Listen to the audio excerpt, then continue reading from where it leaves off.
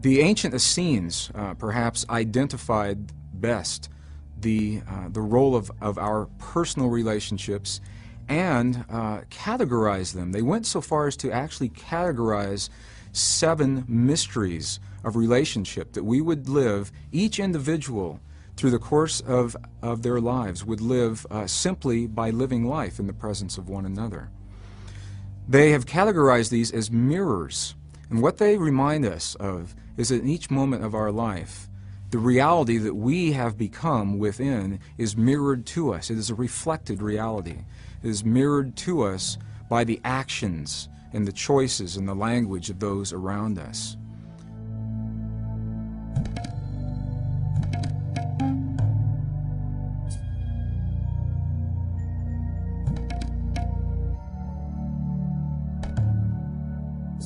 The first mirror of those relationships is a mirror of our presence in the moment. It's the mystery of the first mirror, what it is that we reflect to those around us in the moment. When we find ourselves surrounded by individuals and patterns of relationship and behavior with a dominant aspect of anger or rage or fear perhaps, and the mirror works both ways. It could just as easily be joy and ecstasy and happiness in our lives. If the first mirror is at play, what we're seeing is a mirror of that which we are in the moment, that's which we are radiating to those individuals around us as they mirror or shine back to us that which has been offered, the mirror of that which we are in the moment. The second mirror of relationship is of a similar quality, although it's a little more subtle. Rather than mirroring to us what we are in the moment, the second mirror mirrors to us that which we judge in the moment. If you should find yourself surrounded by individuals who demonstrate patterns of behavior that perhaps frustrate you, push your buttons of anger or rage, and you sense that those are not your patterns, they're not you in the moment, you ask yourself, are they showing me in this moment? And you say honestly to yourself, no, then there's a good possibility they may be showing you that which you judge in the moment, the anger and the rage or the joy that you are judging in that moment. When you find many different people demonstrating the same patterns to you, many different people demonstrating their anger, their rage to you. Have you ever been angry and been in a big hurry to get somewhere and gotten into your car to drive to wherever it was you were going and found that everywhere you went, you made the wrong choices? You made the wrong choice in the teller line at the bank. You chose the slow line. You made the wrong choice on the exit ramp on the freeway. And everywhere when you're driving down the road, you're seeing people that are pulling out in front of you and then doing about 30 miles an hour in a 55. They may be mirroring to you what you are in that moment. We're going to talk about a reflected reality in just a few moments, a reflected reality. Often, the mystery of the first mirror is precisely what's happening. Often we will find people in our presence who are mirroring to us that which we are in the moment, and often that's not the case. And then people say, well, the mirrors don't work. Well, they do work if we have the wisdom to recognize what it is they're saying.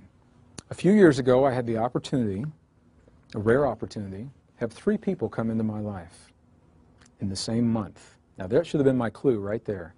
When 3 brand new relationships, very different in nature, all occur within the same month, that's the flag that says something's going to happen here. You better believe it. One of them was potentially a romantic relationship. One of them was potentially a business relationship. One was a mix between a business a relationship and a friendship. Each of them came into my life. Each of them came to me. And that's to have been the second clue. Each of them found me. The romantic relationship, it was with someone who I had worked with. We had spent a lot of time together. We had a lot of common interests, and it was one of those things where it just kind of made sense to be together. It wasn't like there wasn't a powerful magnetic attraction. It was more, it just seemed like the thing to do. The business relationship was especially interesting for me. I was very busy doing seminars, more than full-time. It's like we are now. And there was a gentleman that came to me and offered to do the logistics and to set these seminars up, allowing me, freeing me up to do the things that I was choosing to do more of, and allowing him to do the things that he did best. Sounded like a good plan for me to do that.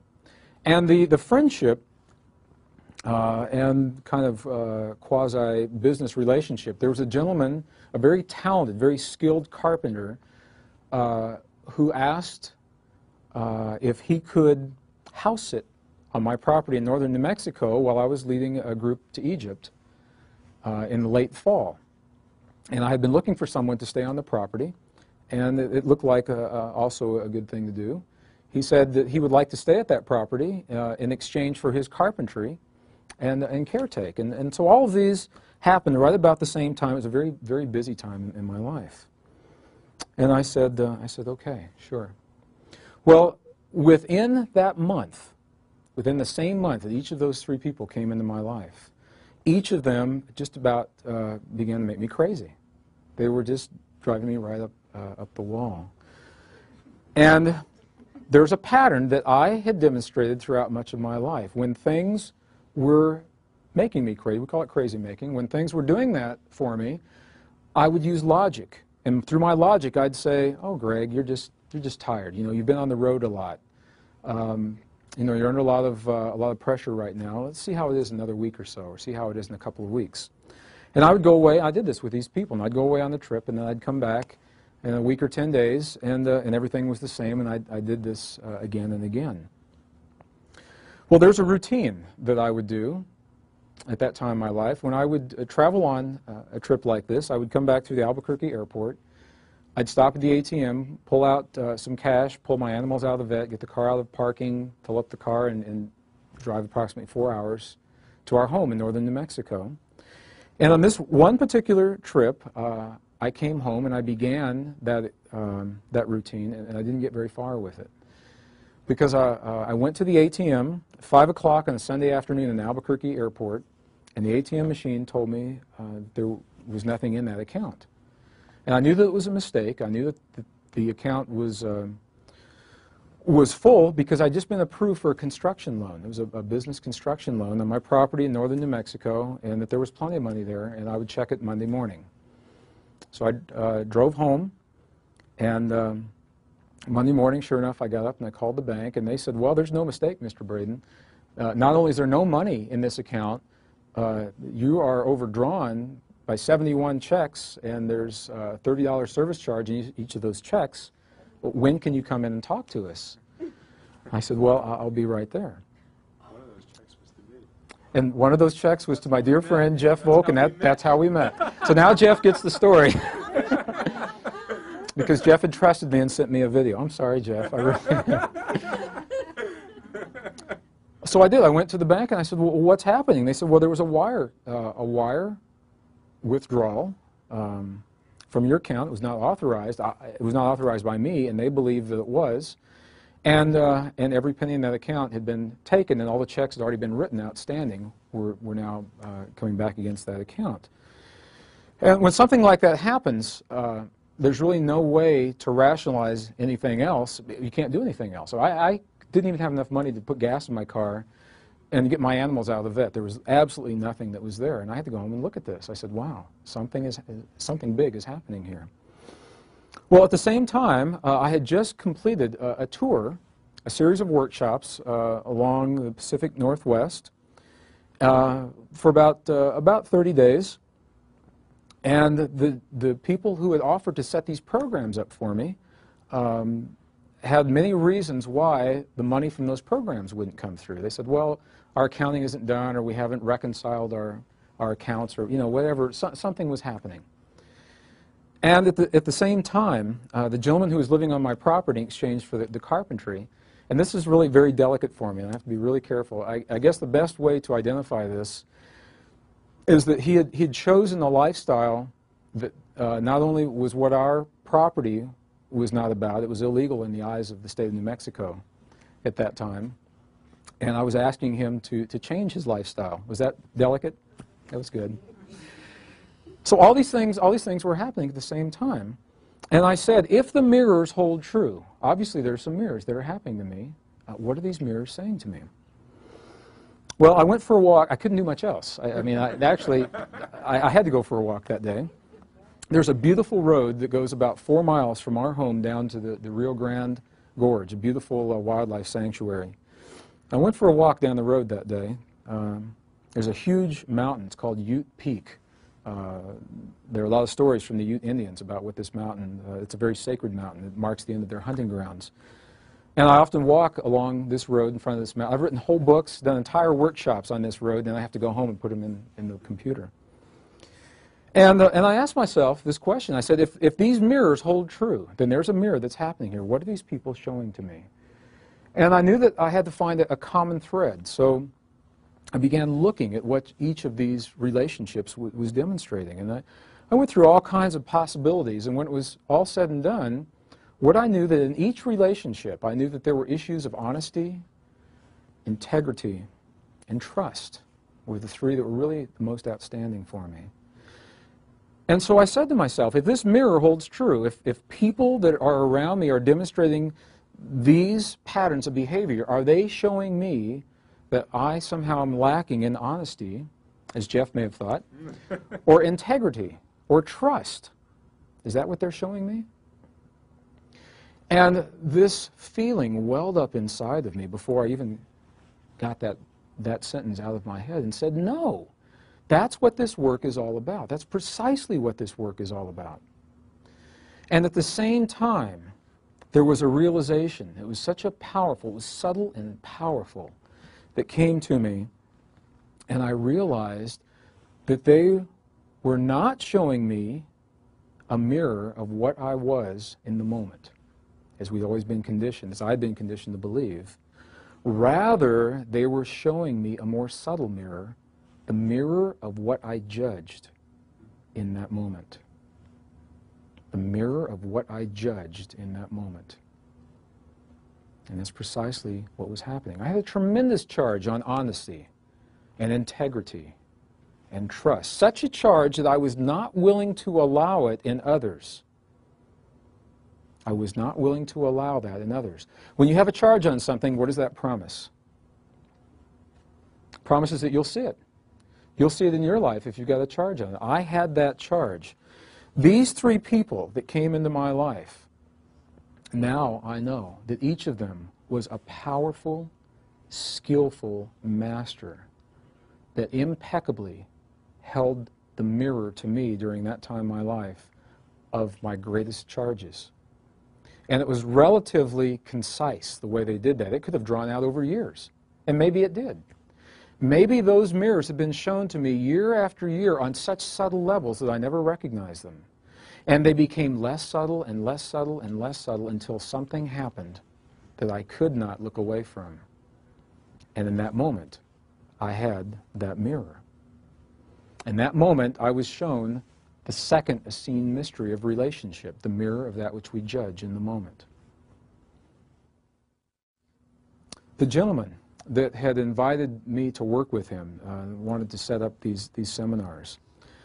The very first moment we met, something interesting happened. We met in the home of a mutual friend in Northern California.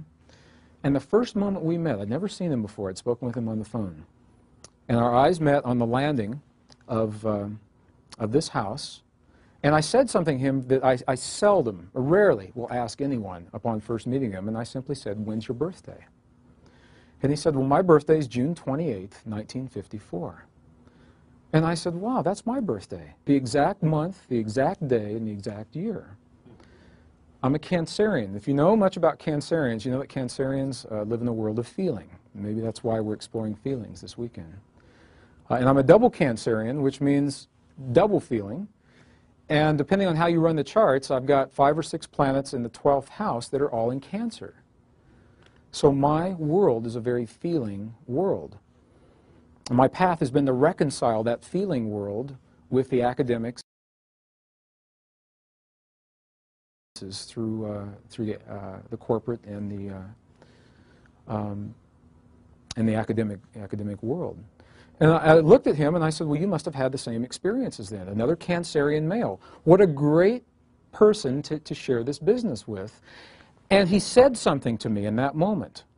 He looked me directly in the eyes and he said something to me and I discounted it. I used my logic. And what he said to me was, ha, I'm your evil twin. And he told me in that moment and I discounted it. Because my logic said, oh, well, he's just making a joke. Although I had a feeling in here.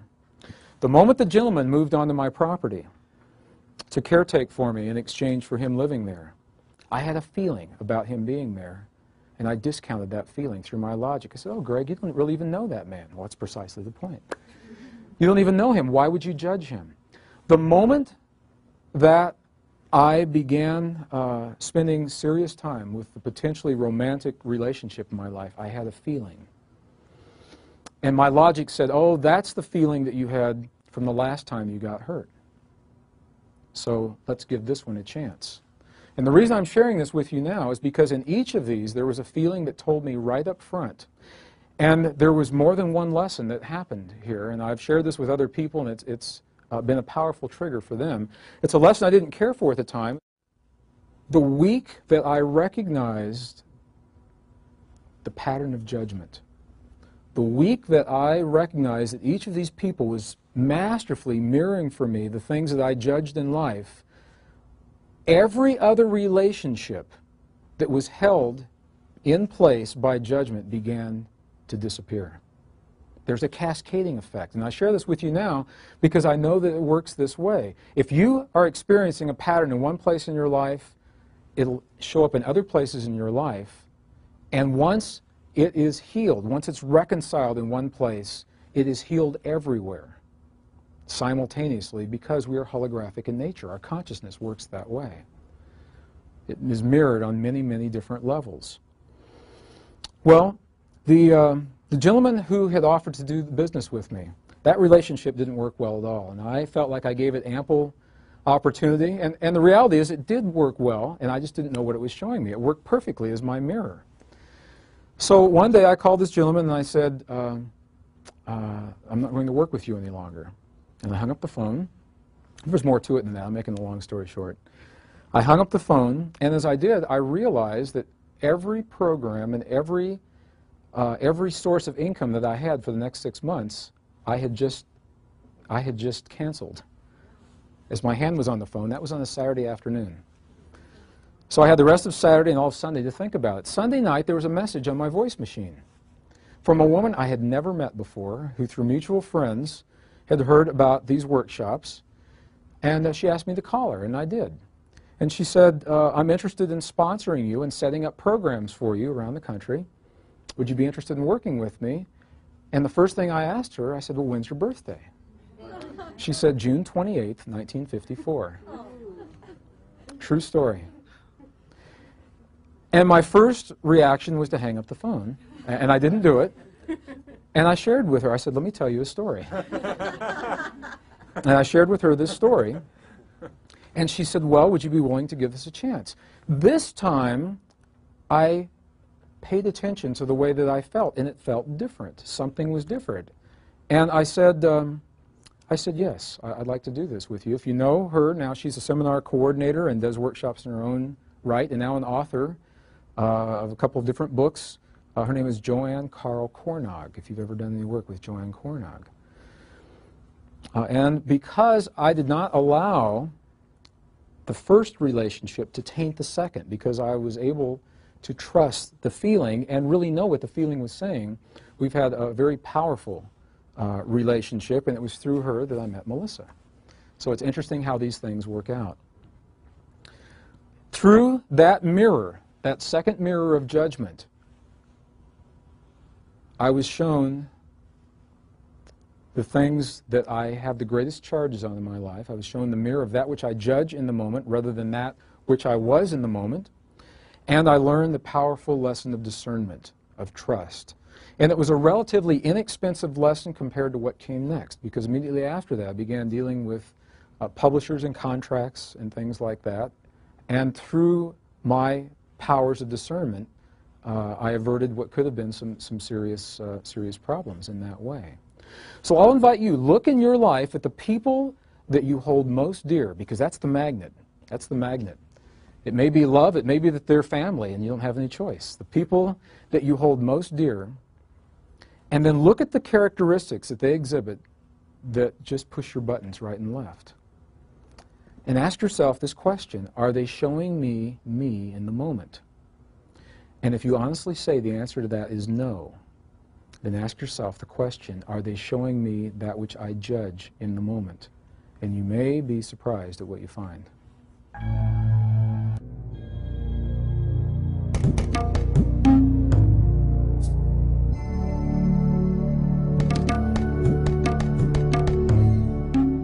The third scene mirror of relationship is perhaps one of the most commonly recognized mirrors. This is the mirror that we sense every time we find ourselves in the presence of another individual and we look into their eyes. And in that moment, this magic happens. This electrical charge tingles through our body. Perhaps the hair on the back of our neck and our arms stands up in the presence of this person whom we may not even know. What has just happened in that moment? Well, through the wisdom of this mirror, we're asked to allow for the possibility that through the course of our lives, in our innocence, to survive life's offering, that we give away huge portions of ourselves in the experience of life itself. That through the course of our lives, pieces of ourselves may be lost unknowingly, or perhaps given away knowingly, or taken from us by those who have power over us. When we find ourselves in the presence of another individual who embodies the very things that we have lost and that we are seeking to find that wholeness in ourselves, our bodies physiologically may respond to that. And we'll know that as a magnetic attraction to this individual. Should you find yourself in the presence of another, and for some unexplainable reason drawn to share time with this individual, ask yourself this question: what is it that I see in this person that I've lost, that I've given away, or that was taken from me? And you may be very surprised at what comes back to you, as the reality occurs that within nearly every individual who you will ever encounter, you will recognize this familiarity. You will sense this piece of yourself because we see it in one another throughout our lives. The third mystery of relationship. The fourth mystery, the fourth Essene mystery of relationship, is a mystery of a little bit different quality. Through the course of our lives, often we will adopt patterns of behavior that become so important to us that we will rearrange the rest of our lives to accommodate this pattern of behavior. When we find ourselves in this situation, often these patterns are identified as compulsive or addictive patterns of behavior. And the fourth mystery of relationship is the mystery that allows us to see ourselves in the presence of addiction or compulsion. Through addiction and compulsion, what happens is that we find ourselves giving away, little by little, the very things that we hold most dear in life. And in the giving away, little by little, we have the opportunity to recognize and see ourselves as we lose the things that we hold most dear. So for example, when we speak of addiction and compulsion, many people immediately bring to mind alcohol or chemicals or nicotine. And those certainly are patterns of behavior that may be addictive and compulsive. And there are others that are less obvious. Issues of control in a corporate or a family environment. The addictions to sex, always having to have sex, or always having to have money or create money, or abundance in our lives. Those are issues of compulsion and addiction as well. When an individual finds themselves in the presence of this pattern of behavior, what they may be assured of, and the beauty of this pattern, is that the pattern does not occur overnight. The pattern unfolds gradually over time, little by little by little. We give away the things that we hold most dear. If we are rearranging our lives to accommodate a pattern of alcohol or chemical abuse, we may be giving away the portions of our lives, our loved ones, our families, our jobs, our very livelihood to accommodate that. And this is the beauty of this pattern, that it may be recognized at any time, rather than taking it to its extreme and losing all. We may recognize this pattern at any time, heal that pattern, and find our wholeness in that healing. 1992. I was doing a series of workshops very similar to this in Mount Shasta, actually a little town just outside of Mount Shasta called McLeod. If anyone knows where McLeod is. At a wonderful place called the Stony Brook Inn. It was a bed and breakfast, and at that time it was also a retreat center. We had rented out the entire facility. We had the whole place all to ourselves, including a great room downstairs. And in that great room, there was a large screen television, and we were watching our video clips at night. Well, 1992, a gentleman named Richard Hoagland had just come out with a pretty amazing piece of video of a presentation he'd given to a special session at the UN about what he believed we had found archaeologically on Mars with our Viking probes in 1976. And we were watching this as a group. And it was dark. It was in the evening. And the door opened up, and there were two travelers that came in looking for a room. Of course, the inn was full because we had all the rooms, and they happened to see what we were watching, and they said, "This looks really interesting. Can we stay?" And I said, sure, and they did. And when it was all over and the lights came on, I looked across the room, and there were two women who were traveling cross-country, and for some reason, one of them looked very familiar to me. I had never met her before. And I just felt that sense of familiarity. Have you ever had that happen? Have you ever been in a public place, maybe the airport coming in here, or a bus station, or a train station, or a mall? Grocery stores are great because no one's expecting it, and no one's expecting it. And all of a sudden, you're not looking for a relationship, you're not seeking anything consciously, and all of a sudden someone may come by you, and you feel them walk past you, and you think, wow, what was that? Or perhaps your eyes will meet. And just for a fraction of a second, while your eyes meet, this thing happens. This magical little thing, this electrical glimmer of recognition.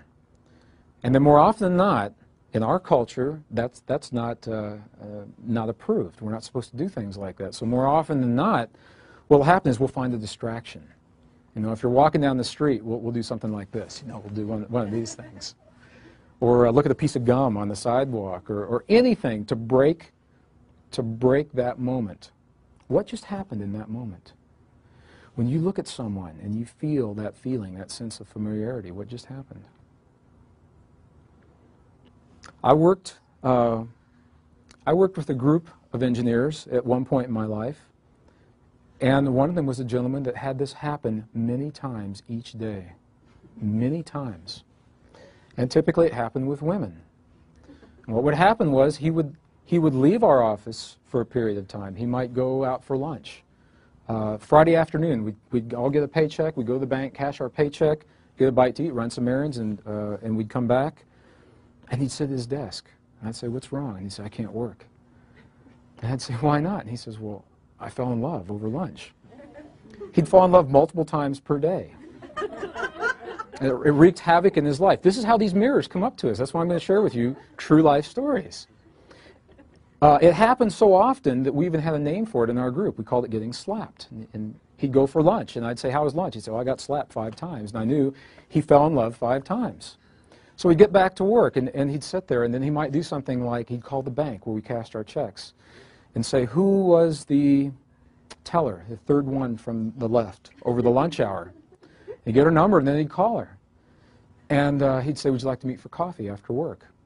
And she'd say, "Sure," sometimes.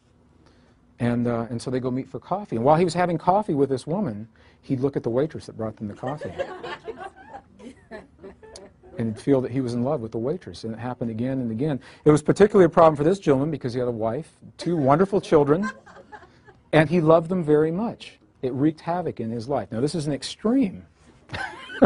Hopefully it's an extreme. Hopefully it's not like this in your lives. And I use it as an example because it's such a vivid happening in that moment when we feel that feeling? What's going on? Well, this is what happened to me in Mount Shasta. That's happened to me every once in a while in my life. This has happened to me very few times. And the lights came on. I looked across the room. There were two women there. One of them, I looked at her in the eyes, and I had that feeling. That magical thing happened. And everyone said their good nights and went to bed. And she and I were talking, and I said, would you like to go for a walk outside? And she said, sure. I don't know if you've ever been to the town of McLeod or not. A walk around McLeod takes about a minute and a half, maybe. And we did. We did the circuit down past, there's an old lumber mill, and there's a museum, and a post office, and an ice cream shop, and then we were back. And I said, I enjoyed that. And she said, I did too. And I said, would you like to do it again? And she said, sure.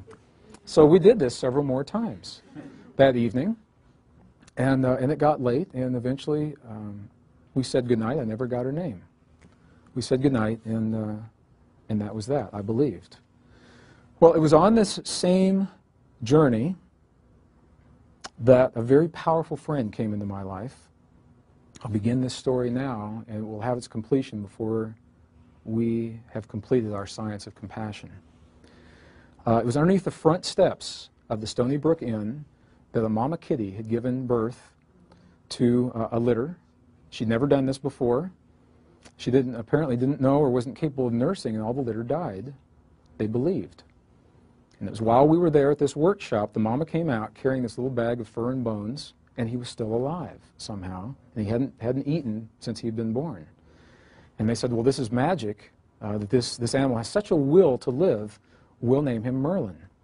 And they did. And Mr. Merlin was a beautiful, all-black little male kitty. It was supposed to be an outside cat. There were no animals allowed inside the Stony Brook Inn. Well, the night that I got there, he found my room. Somehow he got in, found my room. He meowed. I opened the door and let him in. He never left. And he was with me the entire week that I was there. And he was being nursed back to health. We slept together. We dined in my room together. He'd stand on the edge of the sink while I shaved and watch me. He'd stand on the edge of the tub while I was showering, and he'd catch little water drops in his whiskers that were bouncing off my body. And we became very good friends in that short week. As my workshop was coming to a completion, it was time for me to come back to New Mexico. And they said, we have our quota of animals. Would you like to take Merlin with you? And I did. I said, sure. Well, that morning I was leaving, and I had to go into Mount Shasta to get the things that you need to take an animal with you when you travel cross-country. I got a leash. He was a leash-trained kitty, and little kitty water bowls and litter boxes and all the things that you need. Well, I was driving down the street, and I stopped at a light, and I looked up, and there on the corner was the woman that I'd seen the night before. See, the story is going somewhere, and it does tie together. It works out really well. And she was there, and she looked at me, and I looked at her, and she came over the window, and I said, hi, how are you doing? She said, fine. And the light turned green, and people were honking their horns. And I said, have you eaten yet? And she said, no. And I said, would you like to? She said, yes. She got in. We shopped for Merlin's things, and we went to a wonderful little cafe at the south end of town, and we sat and talked, and talked, and talked. And we were there for the rest of the morning, and the breakfast people left, and it got really quiet. And then the lunch people came in, and it got very busy, and then they left, and it got really quiet. She was driving back to the East Coast, and I was driving back to New Mexico. And finally we said, well, if we're going to leave today, we probably should leave. And she walked me in my car, and I gave her a kiss on the cheek, goodbye. I still, to this day, I don't know what her name is. And as I watched her walk away, this thing happened. And I found this tremendous sadness in my body. I actually began to miss her, and I watched her get in the car, and her taillights disappeared over the road to the highway. 10 years ago, if that had have happened, I would have said that I was in love.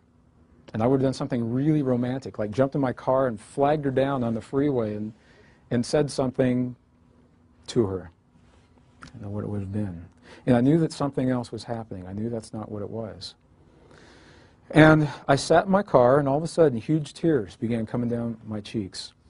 And I said, wow, this must be a really powerful lesson that's happening here. First, there was the familiarity.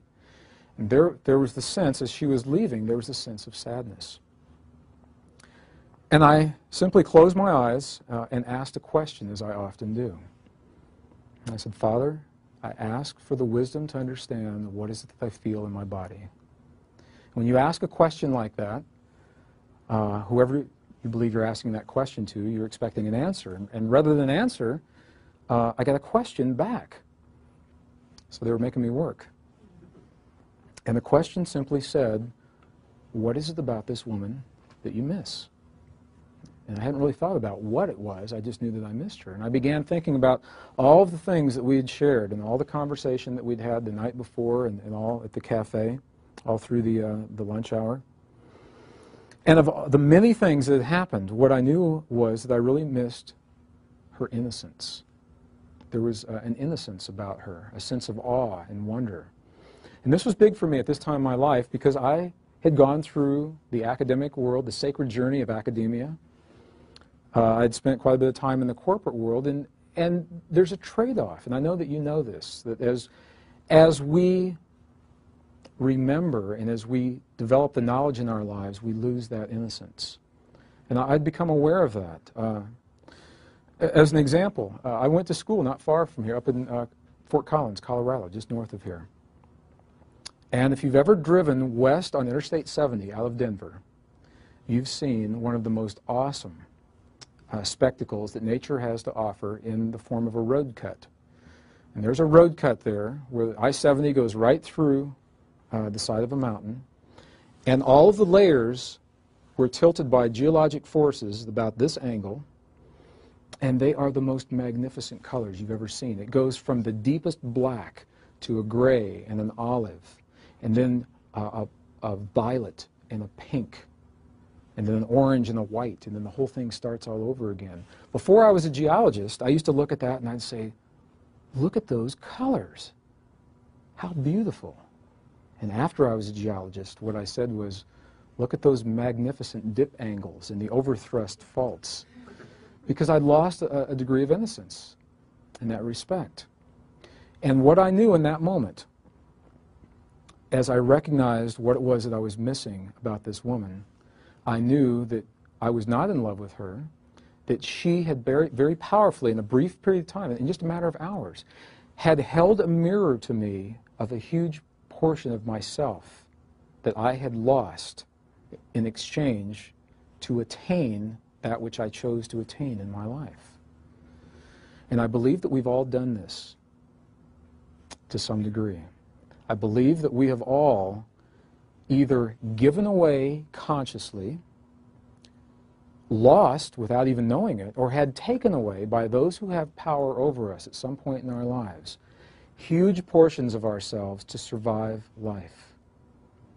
And perhaps more than ever before, at this time in human and geologic history, we're asking ourselves to bring those pieces back once again, so that in our wholeness we may know ourselves and have the experiences that we're choosing to have in this lifetime. It was an amazing experience for me to have that, and I knew that she had just shown to me the third Essene mirror of relationship, that which you have lost, given away, or had taken away. And the truth is, the reality of this experience is, I believe that if we are honest with one another, truly honest with one another, in almost every eye of every individual that you'll ever look into, if you look long enough, you'll see and you'll feel that sense of a portion of yourself. You'll feel that recognition. You'll sense that familiarity. I'll invite you to do this. Do this in a public place. When this happens to you, if it is in a bus or a train station or airport or a mall or grocery stores, because people in grocery stores are usually not expecting these kinds of experiences. When someone comes into your awareness and you feel that feeling, initiate a conversation about anything.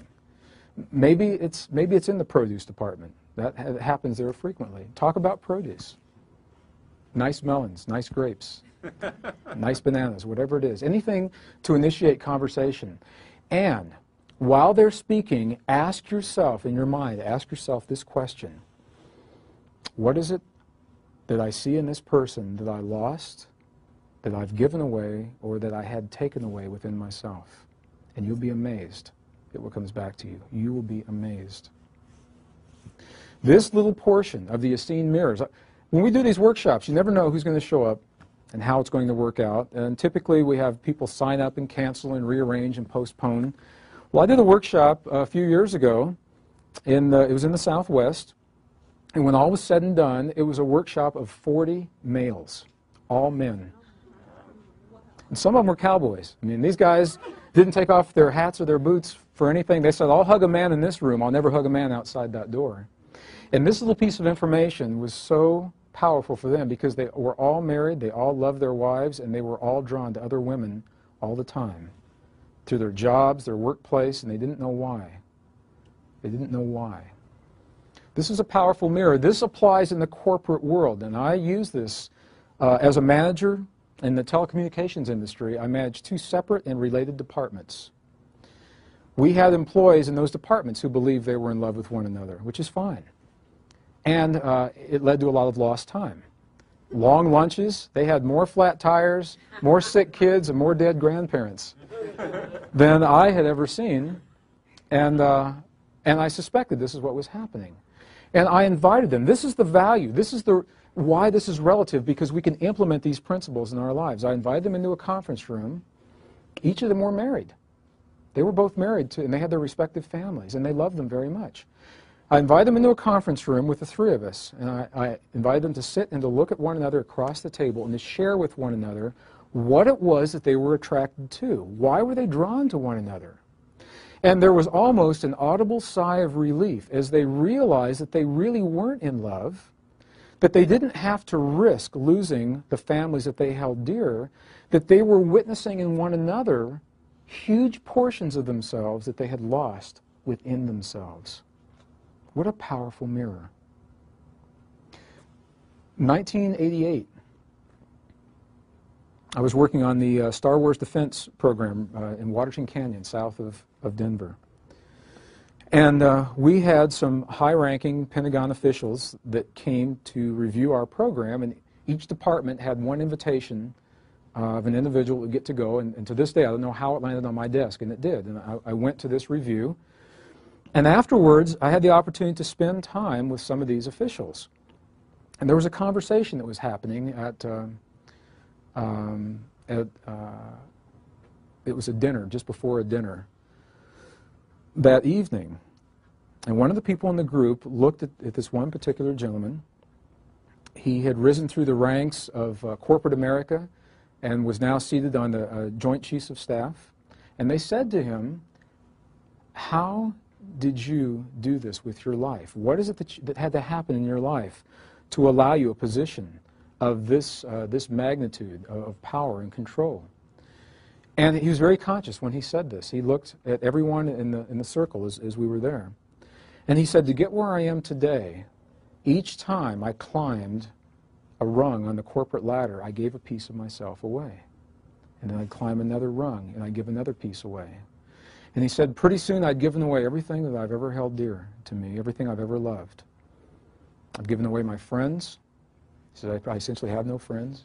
I've given away my family. My wife and I are divorced. My children and I don't even speak any longer.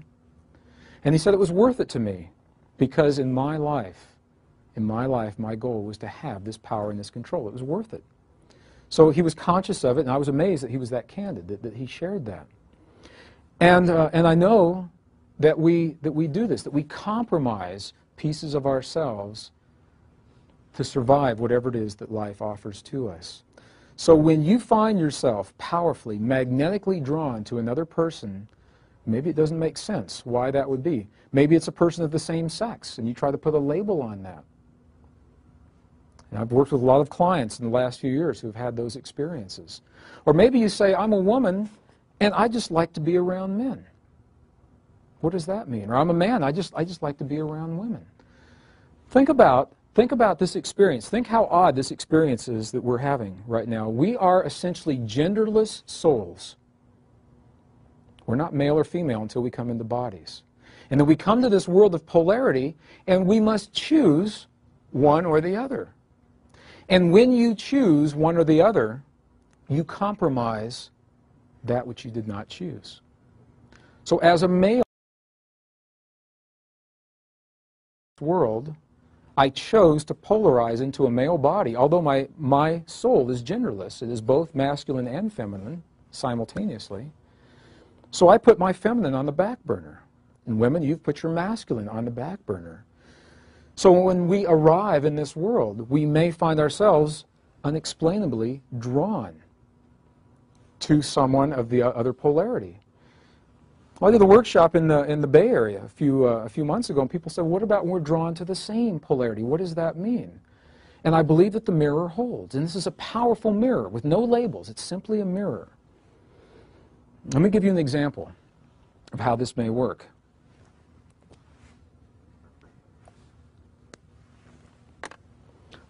This is a case history that I worked with. What happens if you're a male?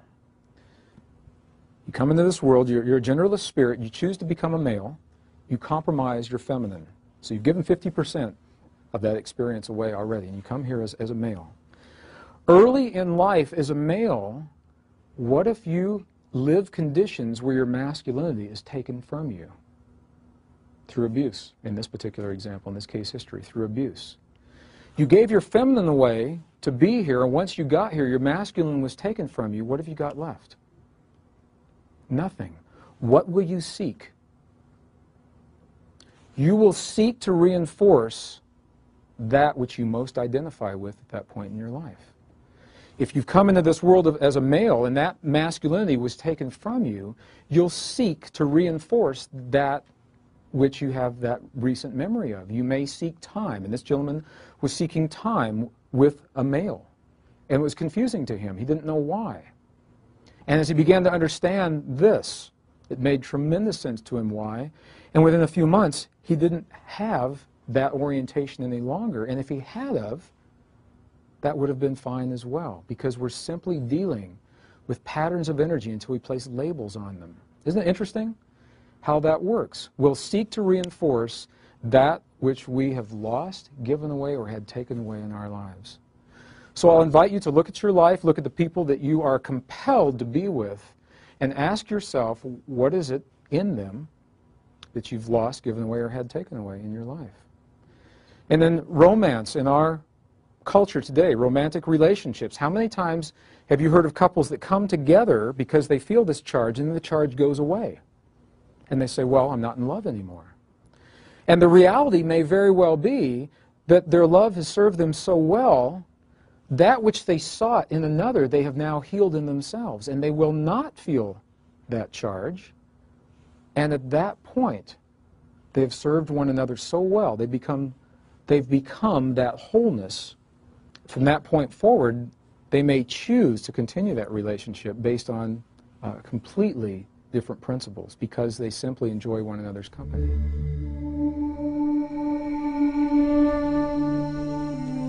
The fifth pattern of relationship, the fifth Essene mirror of relationship, for me, perhaps is the single most powerful pattern. It, I believe, allows us to see more and to a greater level why we've lived the kinds of lives that we've lived, perhaps, than any other. It is the mirror that our parents show to us through the course of our lives and the time that we spend with them. Through this mirror, we're asked to allow for the possibility, to entertain the possibility, that perhaps, just perhaps, the actions of our parents toward us are mirroring our beliefs and our expectations of what may be the most sacred relationship we'll ever know in our lifetimes, and that is a relationship between us and our heavenly mother and father, or the male, masculine, female, feminine aspect of our Creator, however that's viewed.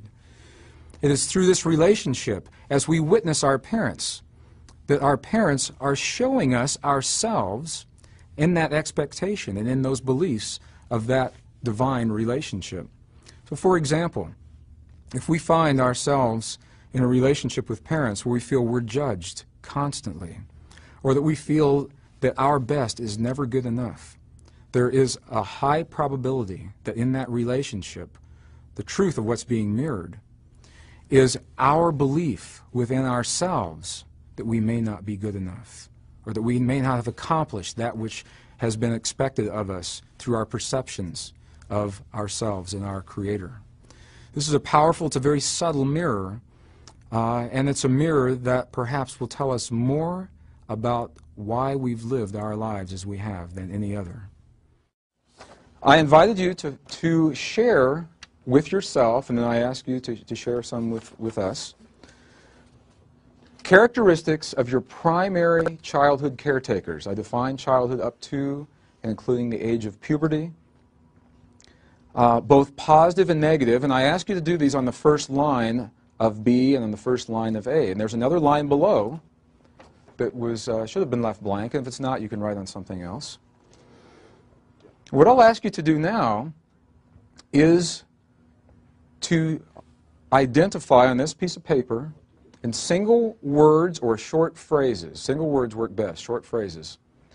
To identify both positive and negative characteristics of your primary caretakers the way that you see them now. With all the work and all the healing and all of the things that have happened in your life, the way that you see them now. If your caretakers are no longer with you, the way that you last saw them, or the way that you see them now when you think about them, if you've had the opportunity to go through and redefine what these relationships have meant to you.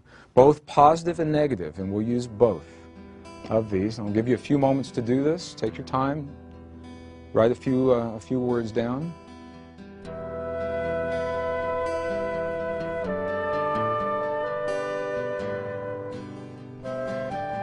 Let's take a look at what we've got. To the degree that you're comfortable in sharing a few of these, what were some of the positive characteristics of either or both male and female caretakers as you see them now? What are some of those characteristics? Vulnerable. Vulnerable? Okay. More loving?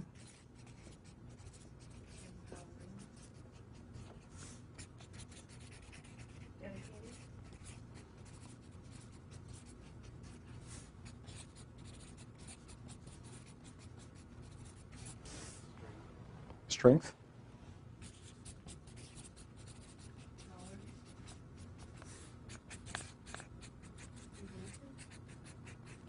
Inventive?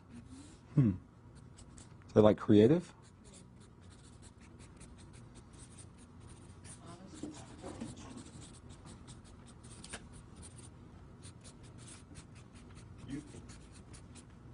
Oh, I like that one. Actually, today's my mom's birthday, and I just said that to her this morning. I called her before I came in, and I said, "Do you feel any different?" And she says, "No." And I said, "Well, there's no reason why you should." She is about to embark on a new journey in her life, a trip to New Mexico and maybe a new man. Youthful. Sure, as many as... Okay. All right, good.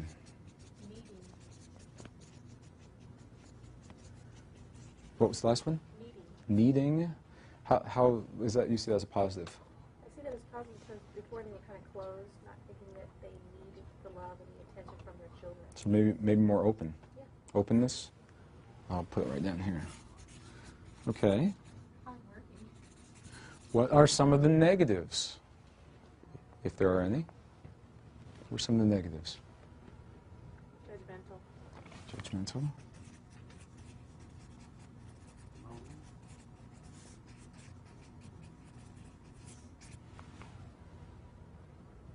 You're not working me hard enough. Rigid. What was it? Pardon me? Rigid. Rigid. Ah. So that didn't change from yesterday, did it? That was the way you saw them as a child, and that's the way you see them as an adult. Funny how sometimes it was just like an adjective, like more or less, Mm-hmm. in front of conditions that were Yeah. still, or still. It is. It's real interesting. There are many things that we can do with this. We're going to focus in on one specific aspect. There's tremendous amount of information in here. Prejudice.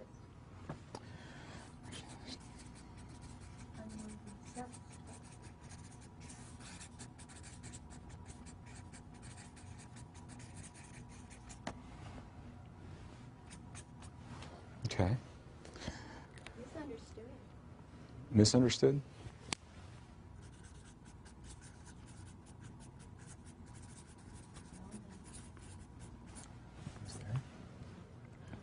Okay, that's good. We have a sampling here. The mirror that I'm about to share with you, for me, has had a tremendously powerful impact on my life. And the impact has had many implications. So I'm going to share this with you with a sentence, and then we're going to take that sentence and look at it from many, many different perspectives. We'll be discussing this mirror for a little while, because the sentence is a mouthful.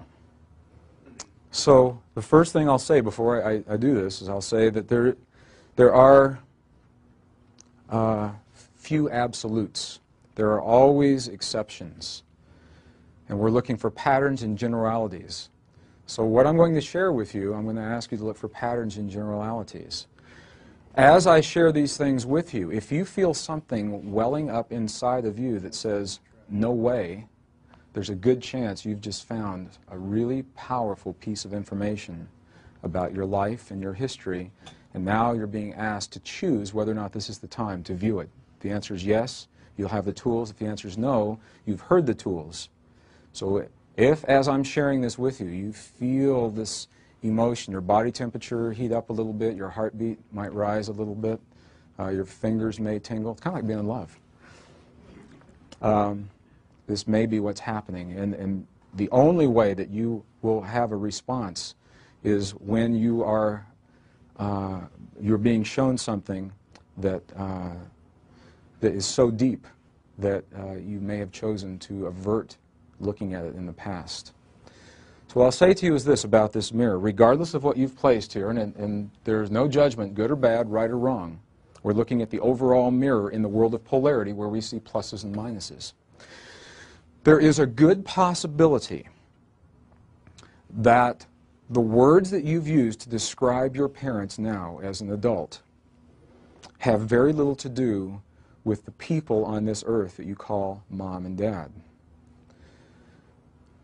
There is a good possibility that the words that you've used to describe your parents on this earth, in those words, you're describing a mirror, and this is the mirror that your parents have held to you impeccably, providing you insight into the most sacred relationship you will ever know as you walk this world.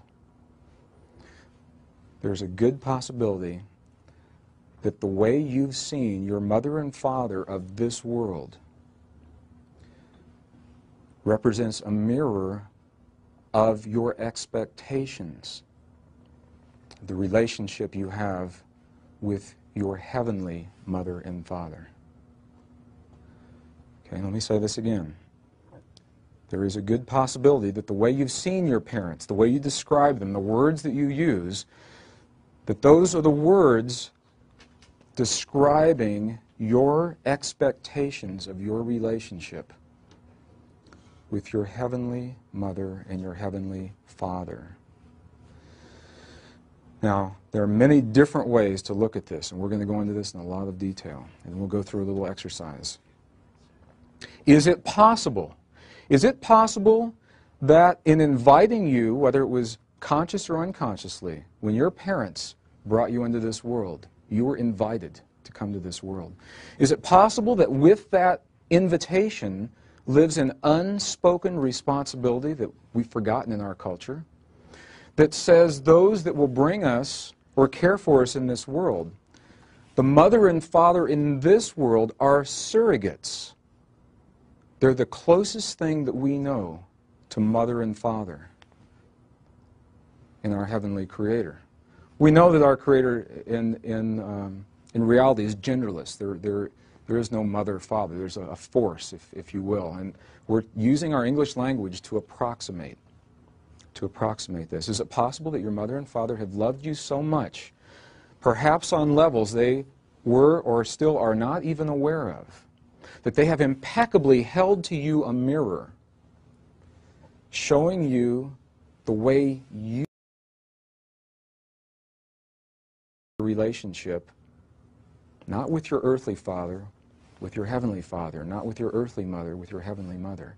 Is it possible that when you have perceived that your parents were angry at you, that what was really happening is you were feeling your perceived Creator's anger at you? Is it possible that when your parents are proud of you, and when they encourage you, and it feels so good, that you're actually feeling that from your Creator? Is that possible? If the mirrors work and if they hold, I believe this is precisely what's happening. I believe there's a good possibility that we love on levels unspoken and so deeply that we will impeccably hold these mirrors to one another. And our parents have done precisely this for us. So I'm not saying that this is an excuse or a condoning for any patterns of behavior that our parents have ever demonstrated, and we'll go into this whole thing. I'm simply asking you to allow for the possibility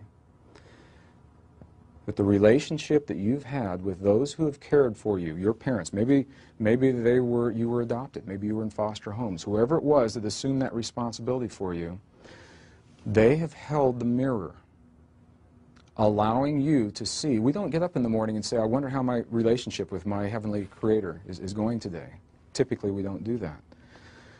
We're focused in living and breathing and surviving and providing for one another in this world, and it's in this world where we see the mirrors exemplified. So I'm asking you to allow for the possibility that those who have consented to care for you in this world, possibly on an unspoken level in that caring, that they've held this mirror,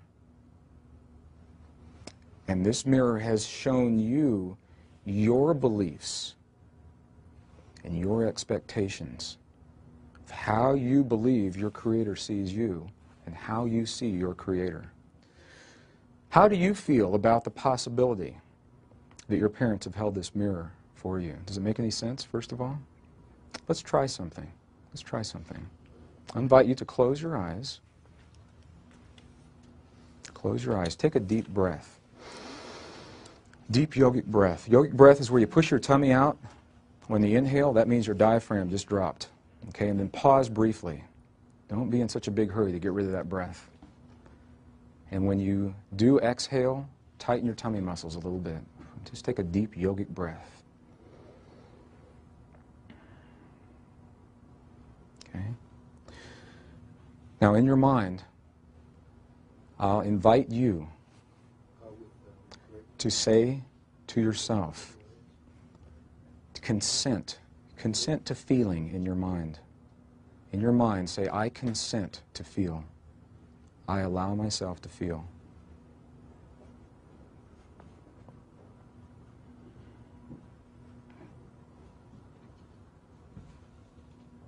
In your mind, I invite you to say to yourself, to consent to remembering. Say, I remember. I consent to my remembering.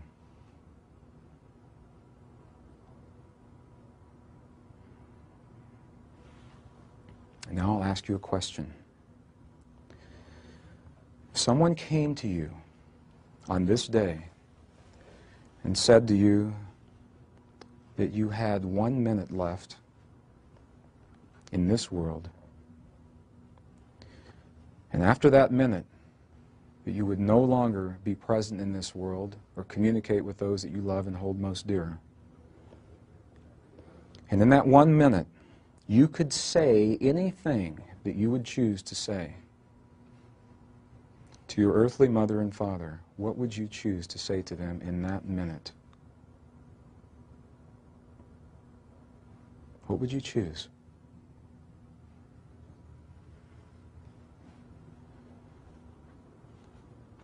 I invite you to share those words with me. What words would you choose in that 1 minute? Thank you. Thank you. Be happy. Pardon me? We are one. Be happy. Be happy. I'll see you soon. See you soon. I love you. Certainly, I love you. All right. If someone came to you and said to you that you had 1 minute left in this world with those that you love and hold most dear, and in that 1 minute, you could hear from your mother and father anything, what would you most choose to hear from your mother and father? What would you most choose to hear from your mother and father?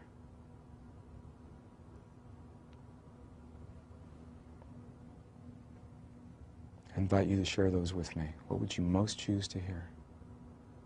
I love you just the way you are. I'm sorry. Sorry?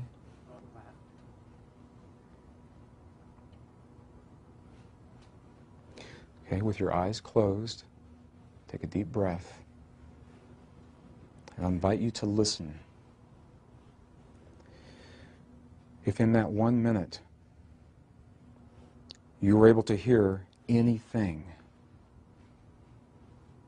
I'll do gentlemen first. Gentlemen, if you had 1 moment in this world and you could hear anything from your Creator, you heard your Creator say, "My son, I'm proud of you. My son, I love you. You've done well. Thank you, my son." Ladies, if you could hear, "My daughter, thank you. You have done well."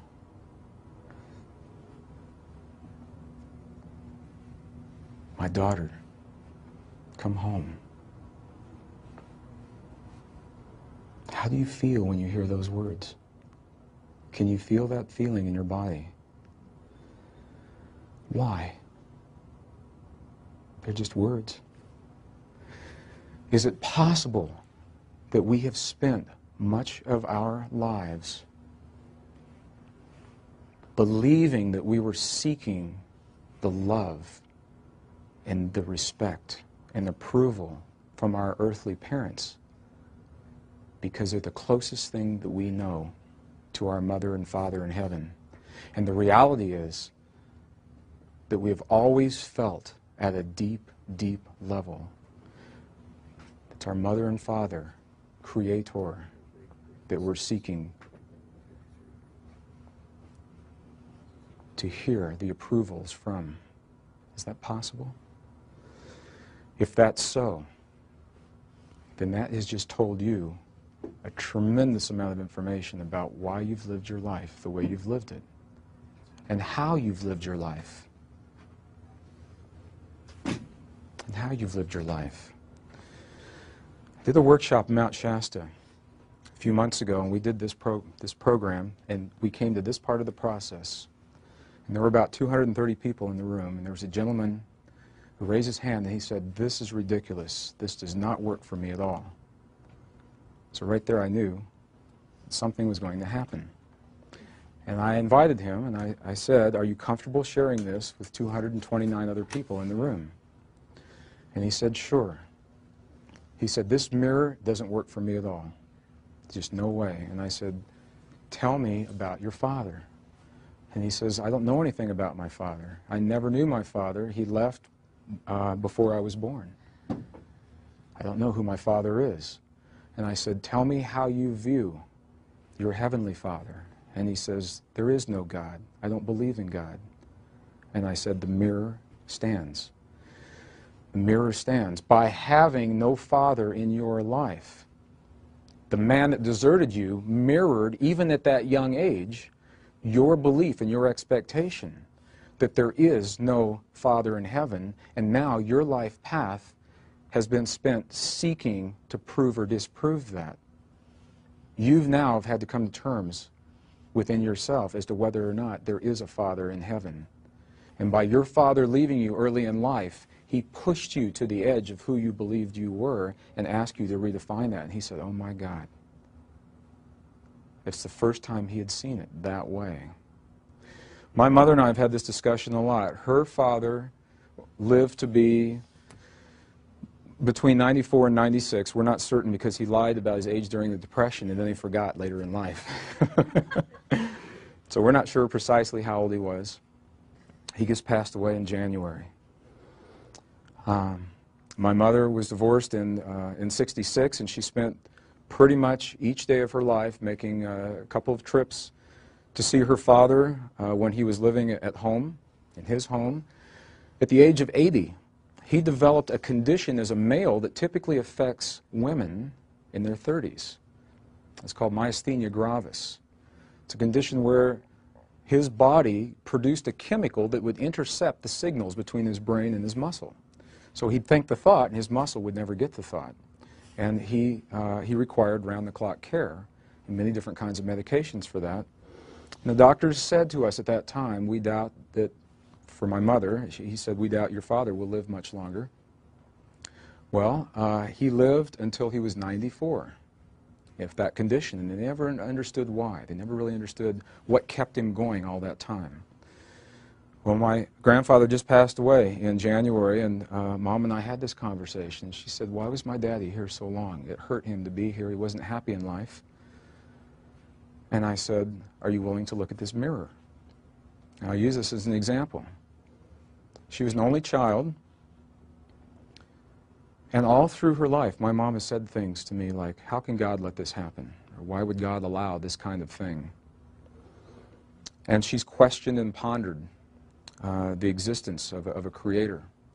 If the mirror holds, I believe what was being shown in that relationship was that her father, on an unspoken, perhaps an unconscious level, said to her, my daughter, I will always be there for you.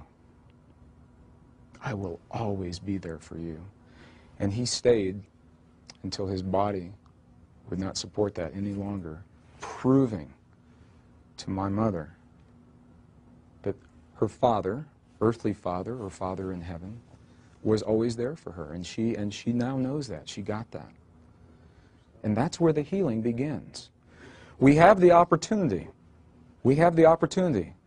Through our earthly relationships, you may heal that relationship with your earthly surrogates, and in doing so, you have healed that relationship with their heavenly counterparts. And it works the other way around. As you heal that relationship with the heavenly counterparts, it has to have healed with your earthly surrogates. So it's not saying that you're responsible for the illnesses of your parents or that you're responsible for any choices they've made in their lives. They simply agreed on some level to hold a mirror to you, reflecting your expectations, and they chose how to carry that mirror out. As they are released from the burden of that mirror, now the question becomes, do they remember their truest nature? Is there a part of their consciousness? Does their body go, at last, this kid finally got it, and now I can live my life? Is there a part of them that does that? Or do they become so entrenched in their belief systems that they believe they are those illnesses? And that's where we all work together to heal and to remember those possibilities. Does that make any sense? This is a subtle mirror. Remember I said yesterday and earlier in the session, they become more subtle as we go through, and that we must come to terms with the least subtle ones before we'll ever see the ones of greater subtlety. Because it is a mirror, the beauty is it works both ways, and this is important. We're not always looking at negatives. When we see our parents as loving and wise and showing their vulnerability and strong and honest and tolerant, that's our parents mirroring back to us our beliefs of our relationship with our Creator. We're seeing our Creator, ourselves in the presence of that creative force in this way. So I'm offering this as a possibility. It's subtle, it's powerful, it has rippling implications throughout your life, and I'll invite you, if it makes sense now, you have it. If it does not, file it away. And should there come a time in your life when your current belief system falls away, then you can go to the little file folder of this one, and you have a powerful tool. Okay? It's the mirror of Mother, Father, Creator.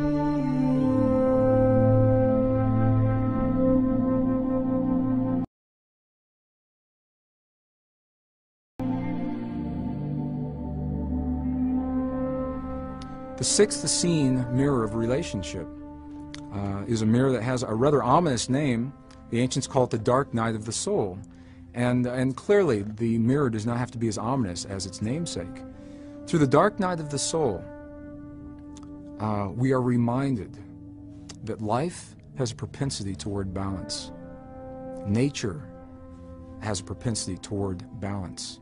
And that it takes an extremely skillful, masterful being to upset the balance in nature and to upset the balance in our lives. When we find ourselves in the greatest challenges of life, it is in those moments that we may be assured the only way those challenges are possible is after we have amassed each tool that will allow us to move through that challenge with grace and with ease. That's the only way it can happen. Until those tools are amassed, we will never see ourselves in the situations that ask us to demonstrate these high levels of mastery. So from this perspective, the greatest challenges of life, those of relationship, perhaps our very survival, may be viewed as tremendous opportunities to demonstrate mastery rather than tests that may be passed or failed in life.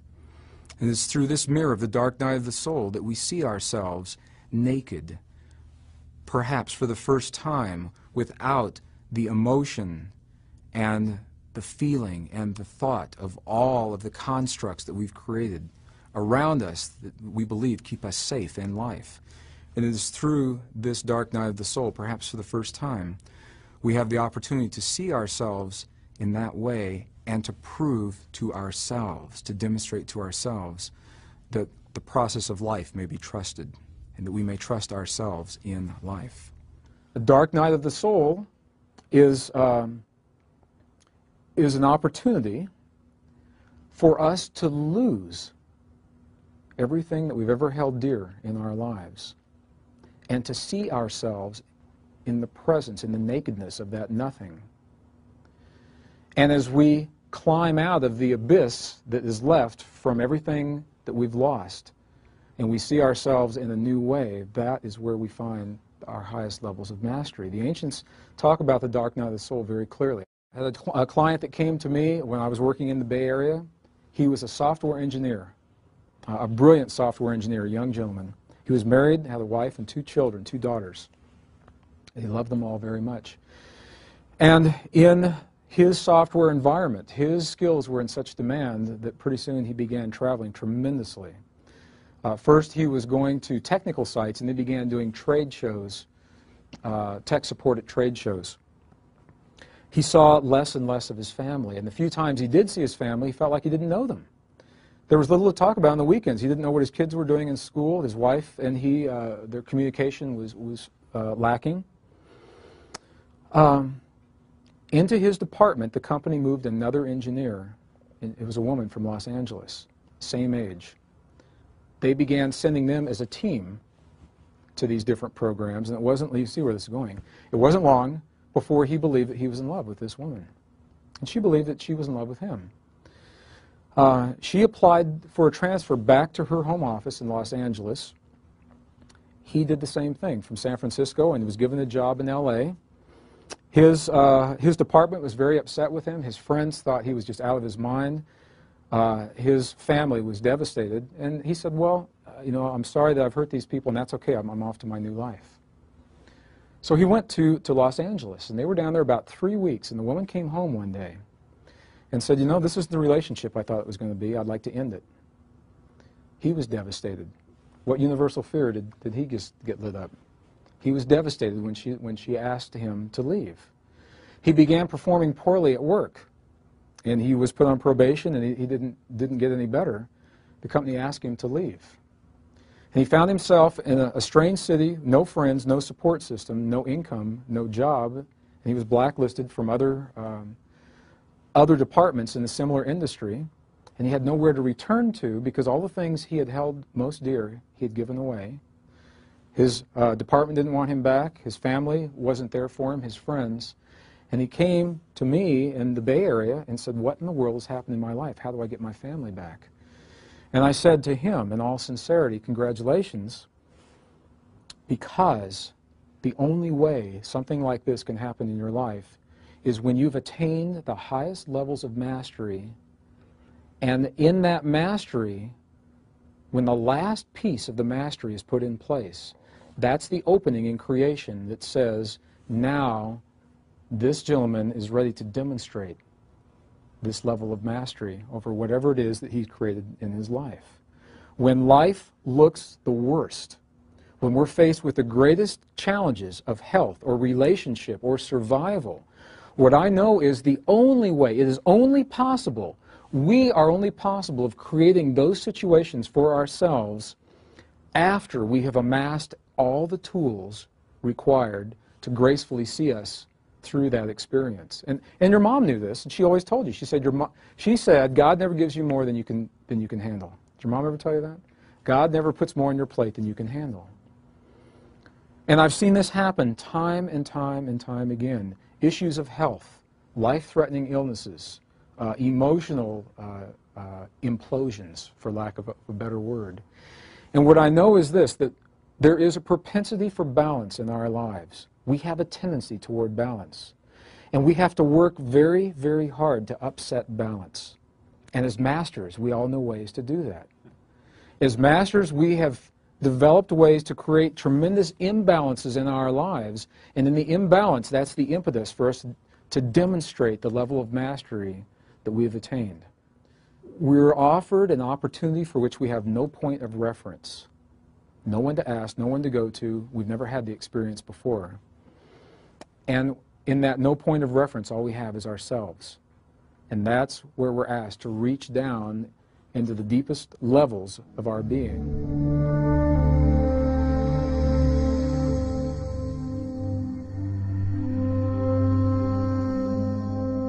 From the ancient perspectives, then, we're are asked to allow for the possibility that the forces at play in our polarized world are forces that have chosen to come to this world to anchor the polarized realities.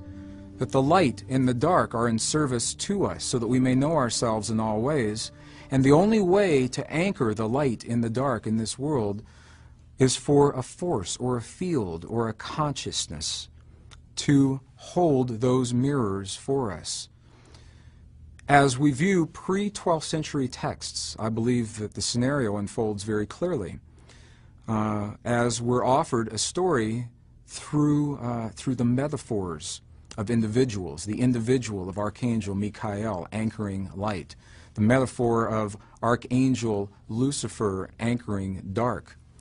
In pre-12th century texts, these metaphors are viewed as benevolent, loving beings that have chosen to descend into our world in service to us, holding benign mirrors of experience so that we may find ourselves anywhere between those mirrors, knowing ourselves in the presence of the lightest in the light and the darkest of the dark. I was dealing with the concept, a concept that had been with me for a long time and had never made much sense to me, the role of good and evil or light and dark in our lives, and what it means to us, what it may offer to us, how it plays out in our lives. My conditioning, I grew up in the Midwest, pretty conservative community. My conditioning had been that there were two forces at work in this world. There's a force that we call the light, that likes us, that likes me, is there to support me, and all the good things in life that happen are of that light. And if there was another force that didn't like me, and that I could move through my life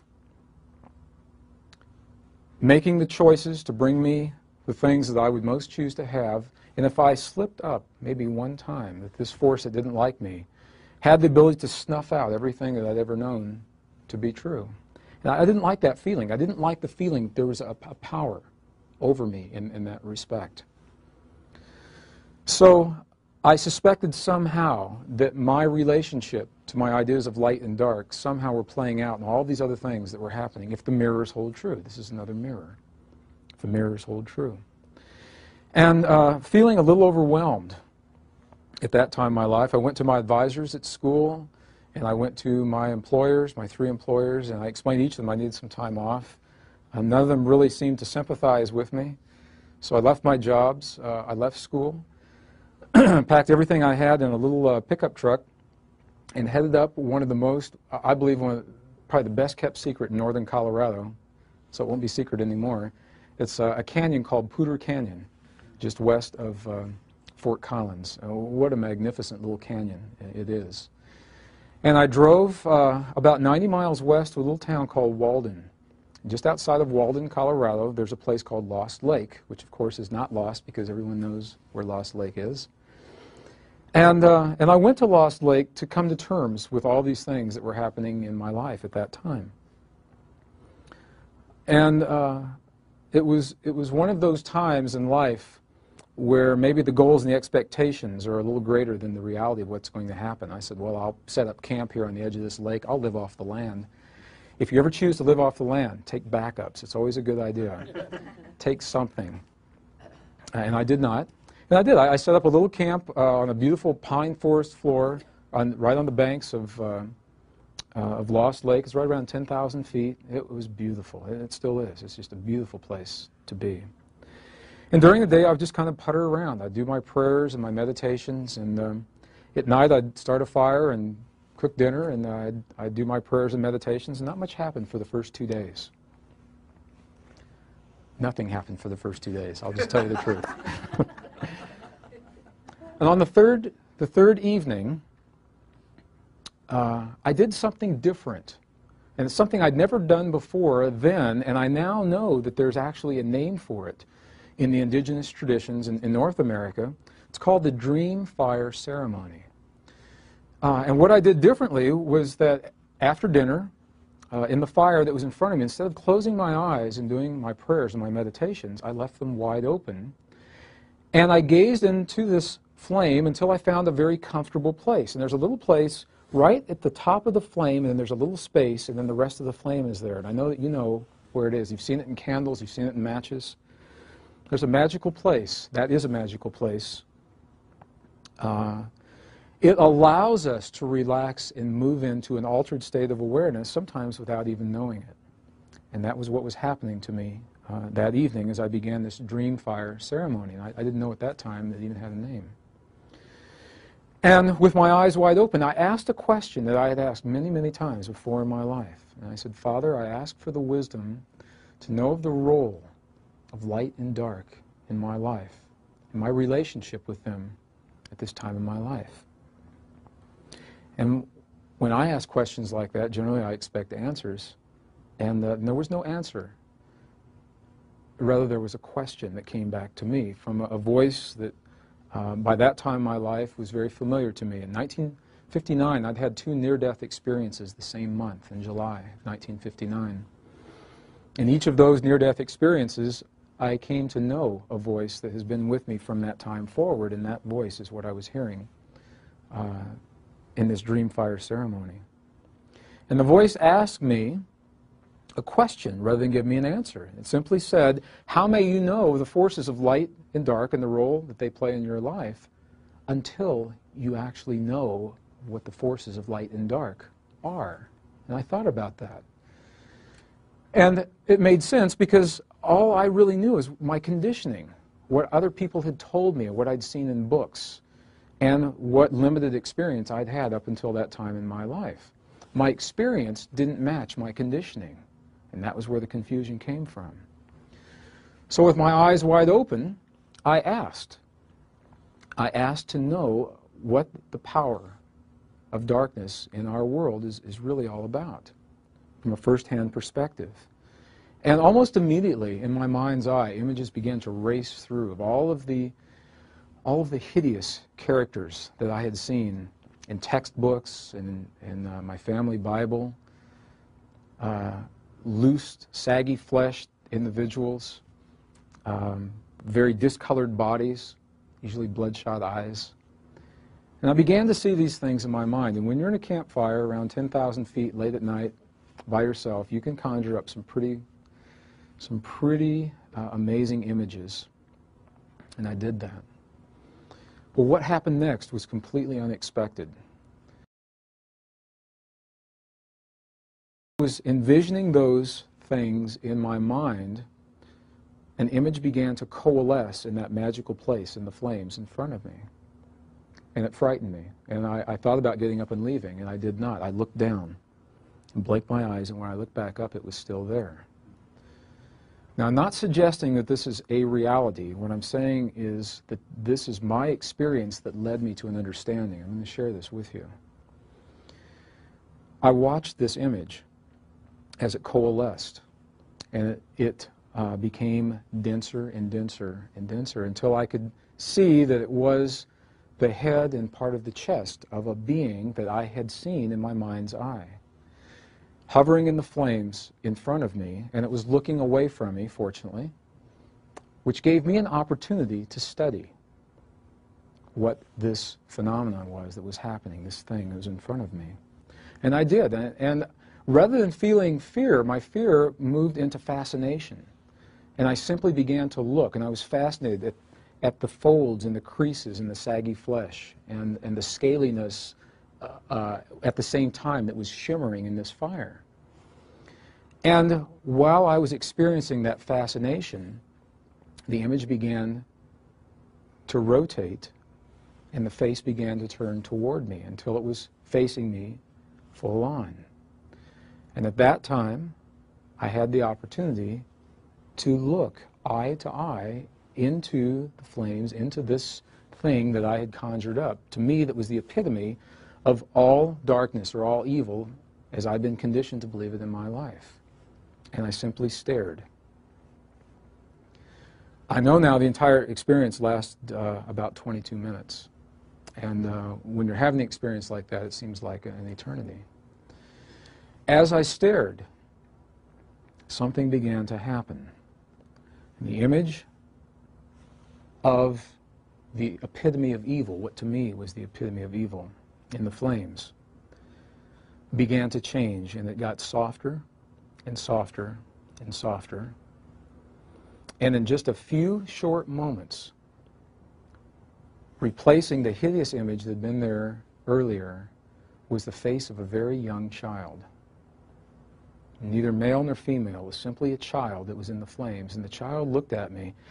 And as I looked at this child, I felt this tremendous sense of sadness well up from within me. And the child had huge tears coming down its cheeks, and I found myself with tears coming down my cheeks at the same time. With that experience, I began to re-examine my conditioning, and that led me on a path through many ancient, obscure, and esoteric texts. And what I'll share with you now is what I believe is perhaps the greatest potential of our healing, of any illusion of separation between us and our world and our Creator, and the source of all that we will ever know as fear. And think about that.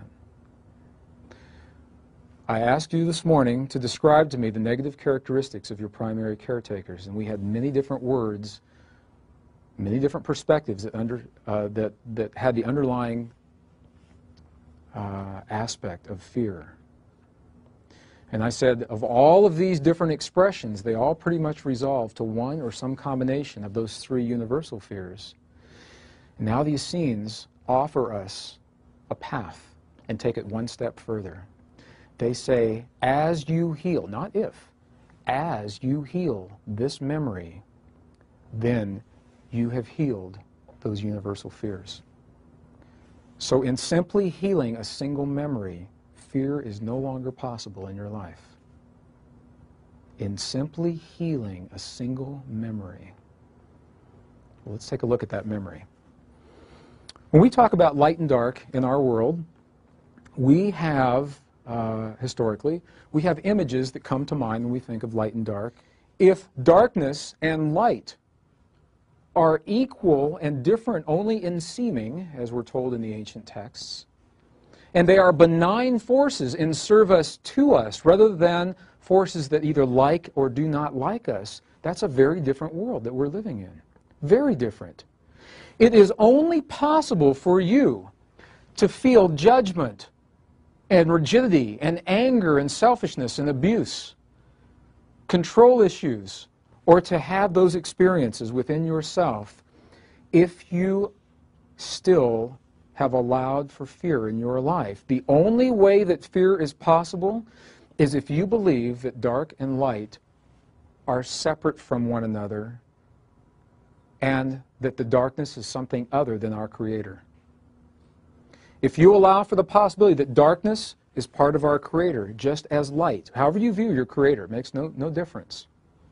If you allow for that possibility that there's a single source of all that we'll ever know in our world, and it has many different forms of expression, it is impossible to fear. Your body mirrors your belief in the relationship between light and dark. Your body mirrors your belief. Illness is only possible if you believe that those forces are separate. Death is only possible if you believe those forces are separate. And as you allow for the possibility of the marriage of those two forces in service to you, your body mirrors that biologically. You mirror that through your immune system. You mirror that through the way your cells rebuild themselves. You mirror that in your relationships with one another, and life becomes very, very different. Because it is no longer possible to fear or to hate if all there is love in our world. What I believe has happened is that here we are in this paradigm. We have had such a tremendous acceleration of technology out here. We now witness the moment of conception live in a human womb. Not a still photograph. We witness it live. We have witnessed DNA passing between a sperm and an egg. We have peered into the depths of the quantum world of the atom, and we've sent these extensions of our perceptions deep into interstellar space beyond the boundaries of our solar system, on the one hand. And on the other hand, we're still trying to reconcile what happens in our world in terms of forces in dark and light, good and bad, devils and angels. I believe that path has served us very well. I bless that path. And I believe that very rapidly you've outgrown that path. And now, because that path has served you so well, it's brought you to the point, all of us, we're all in this together, it's brought us to this point where we may redefine now what the events of our life mean. When we witness, you turn on the 6 o'clock news and you see something that has hurt you, what do you do with that? How do you reconcile that? You say, if all that's here is love, and I'm witnessing 10,000 Rwandans massacred, laying dead on the side of the road by their own people, how do I reconcile that? What does that mean? Or typically what you'll hear is, how can God let that happen? Well, if we allow for the possibility that there's a single source of all that is in this world, then you have just opened the door and paved the path. You're allowing for a much greater possibility that the ancients called the science of compassion. Until we can reconcile those two forces, compassion may not make a lot of sense.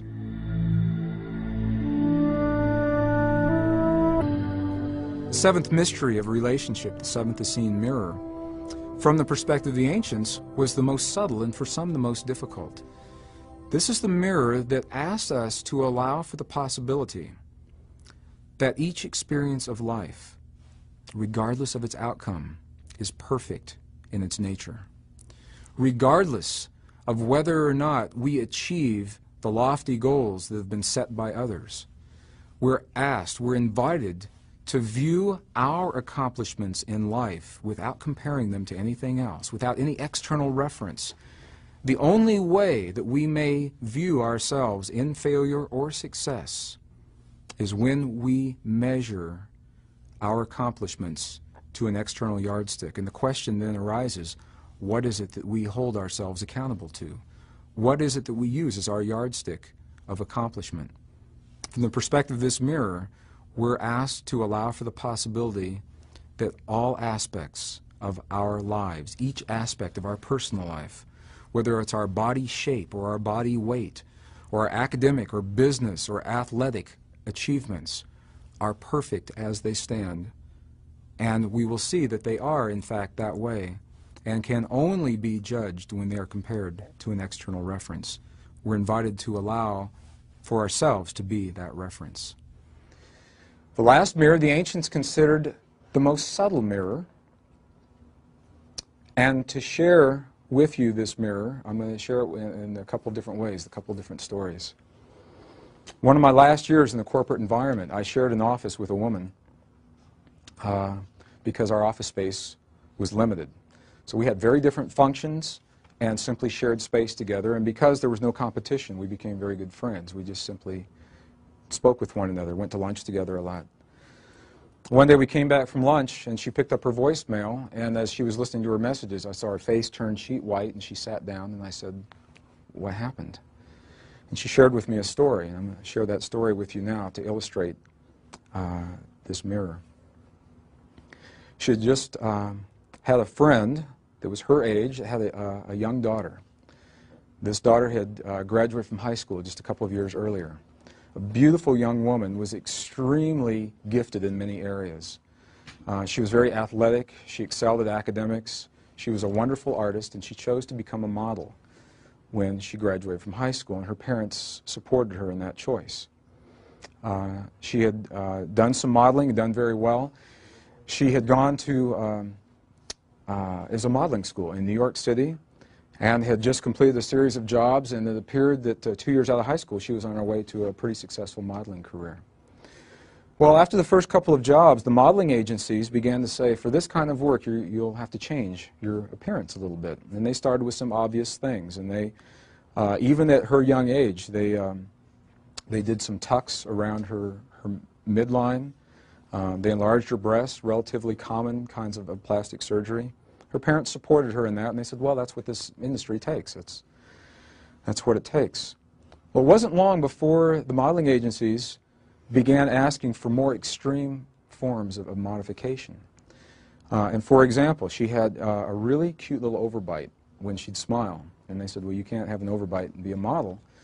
So they asked her, and she did, underwent a procedure where her jaws were broken and reset, wired shut, and the idea was that the overbite would be gone. And to be honest, I saw before and after pictures. I could see very little difference. I really could see very little difference, and I thought the overbite was kind of nice.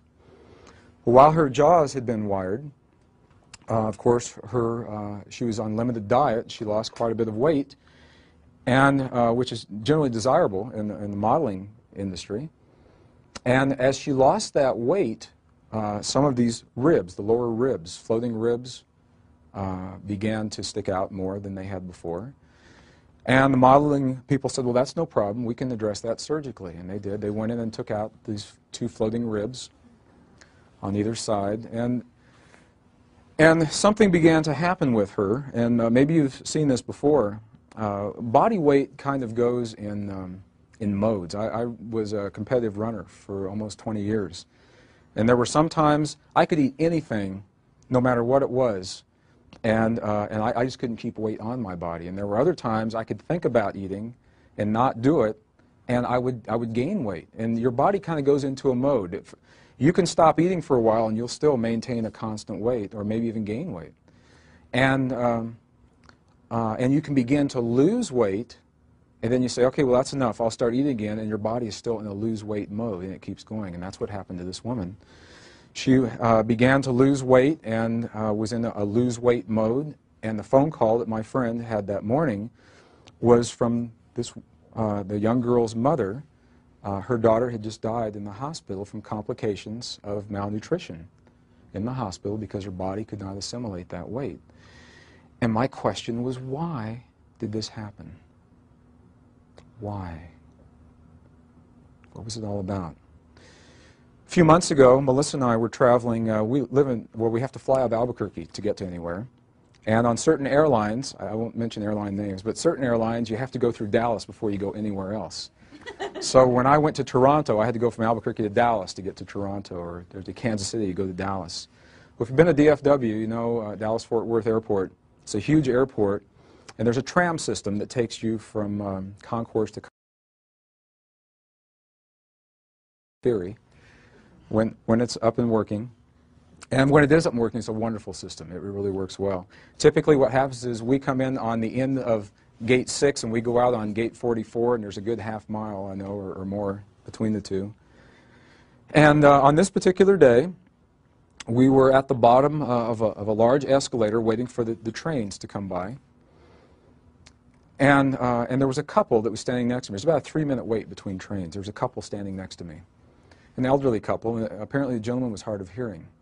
And this couple had an ongoing dialogue, a constant dialogue, where they were, between themselves, where they were evaluating everyone around them.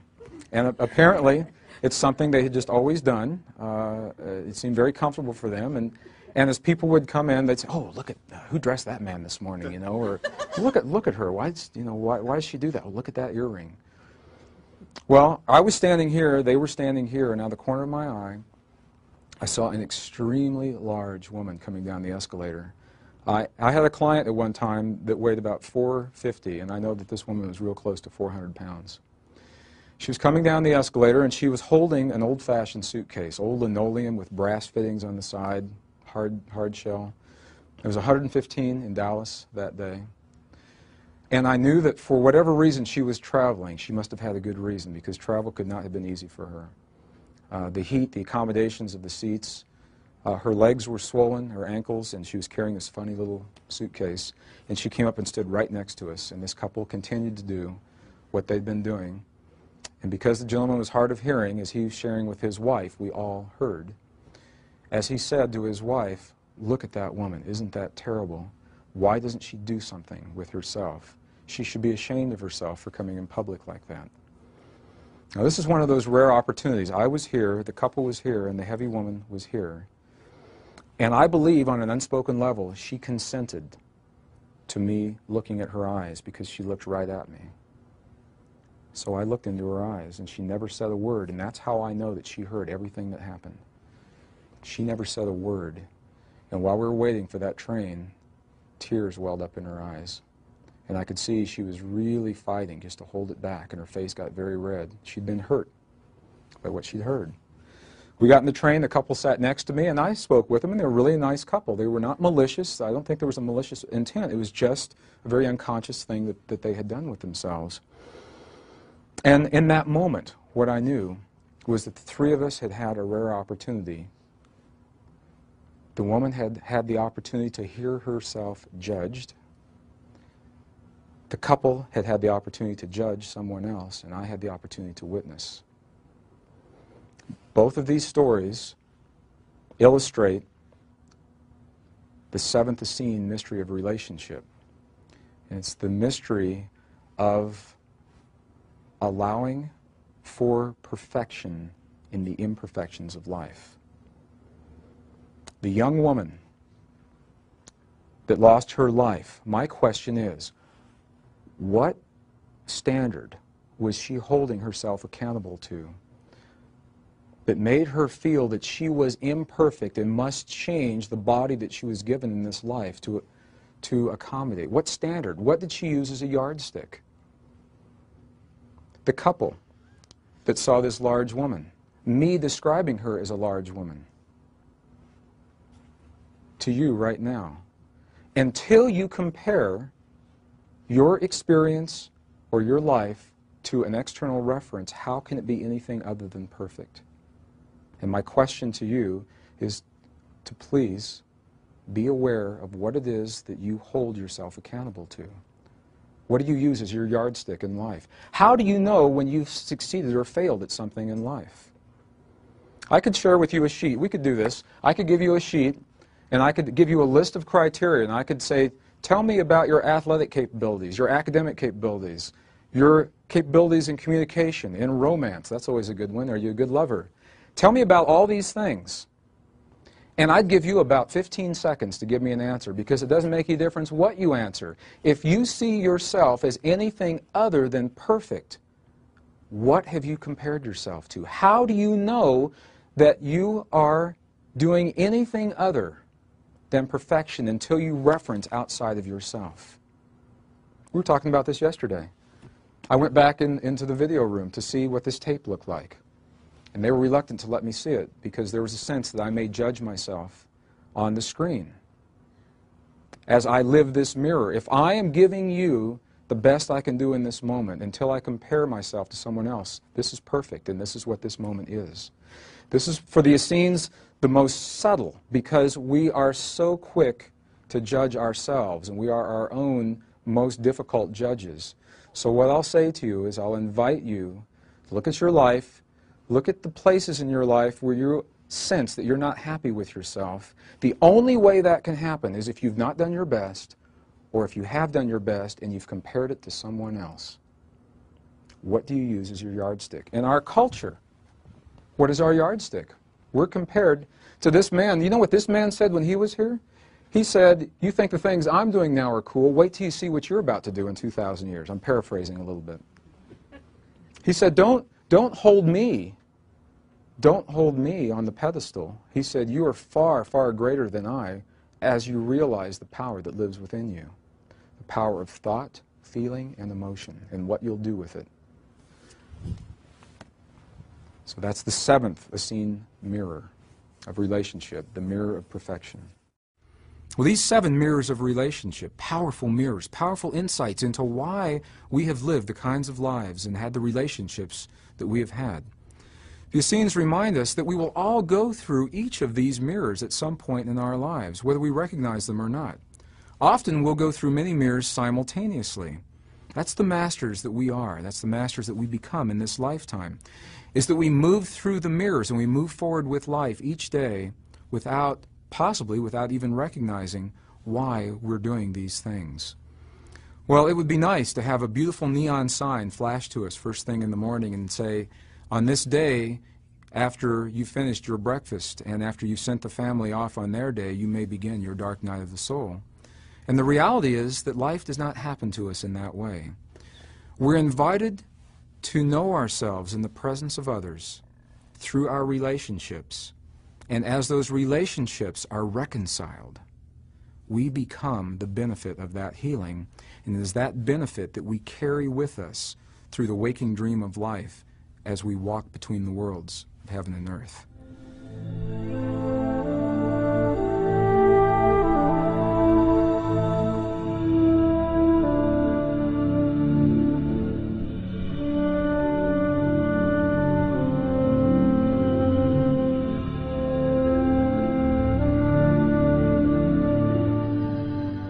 And this story is a story directly about Jesus of Nazareth and healing.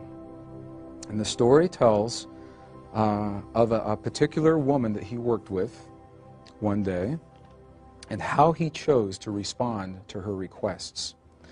As we read these texts, it's interesting. What I've discovered is that not every single person that sought the help of Jesus was healed. He would ask them 2 questions.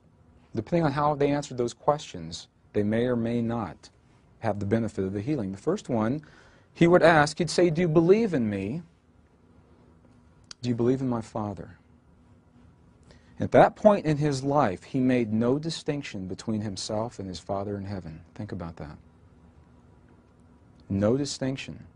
In our language based in separation, as the translations were made, what's the most powerful prayer that we've been offered in the West, what we believe? When you ask someone about a prayer, typically what prayer did they? Okay, and listen to how that was answered. We call it the Lord's Prayer. Whose Lord? The Essene traditions call it our Lord's Prayer. What is the first sentence of that prayer? Complete sentence. Who art in heaven. That's the Western translation. Our Father who art in heaven.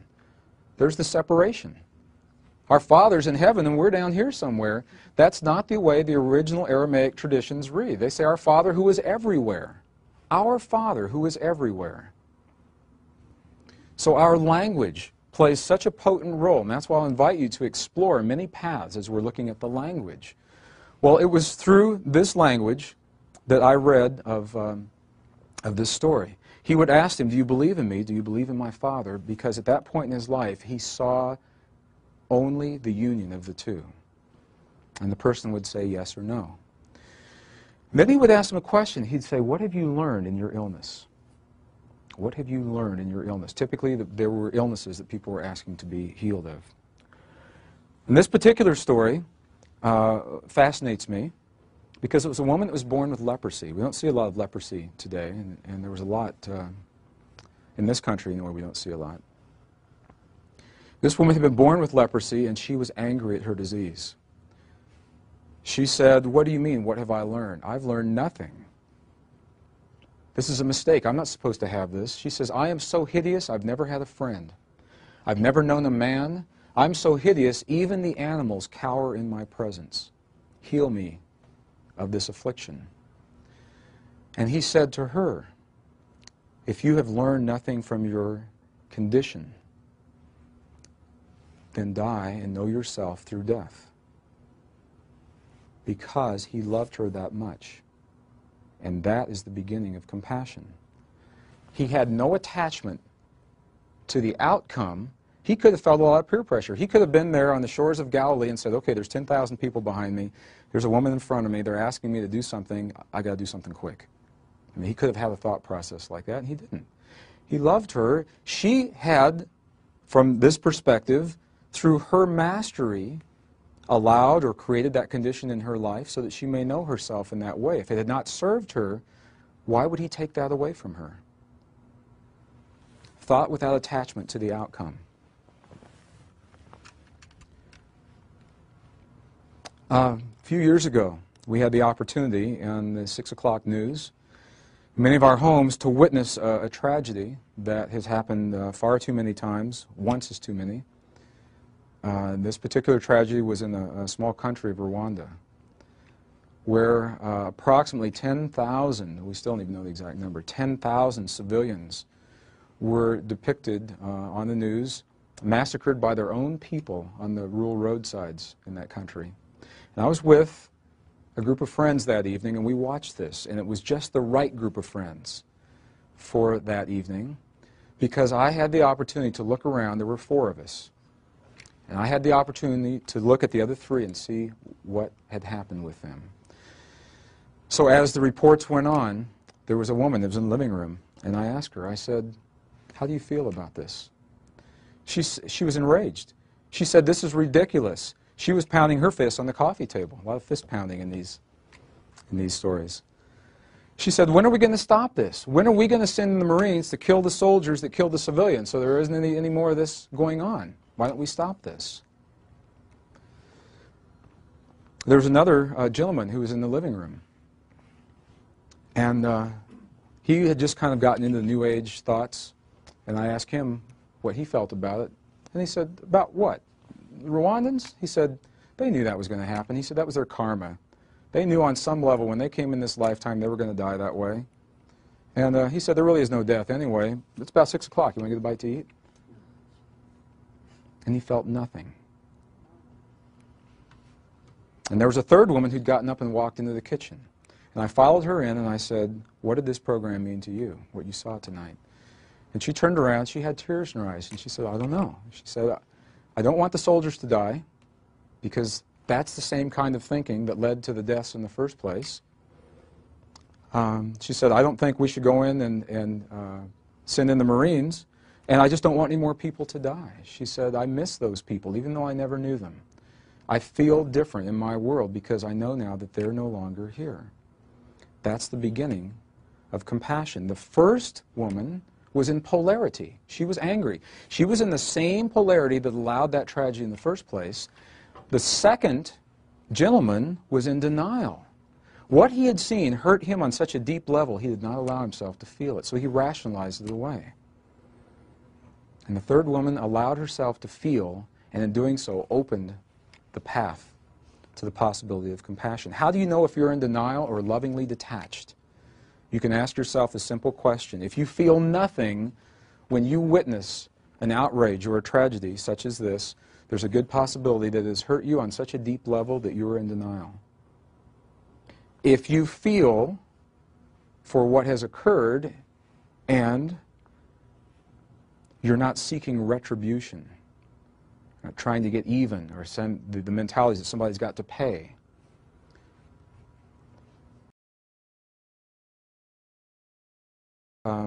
you're not in the polarity. You're allowing yourself to feel what has happened.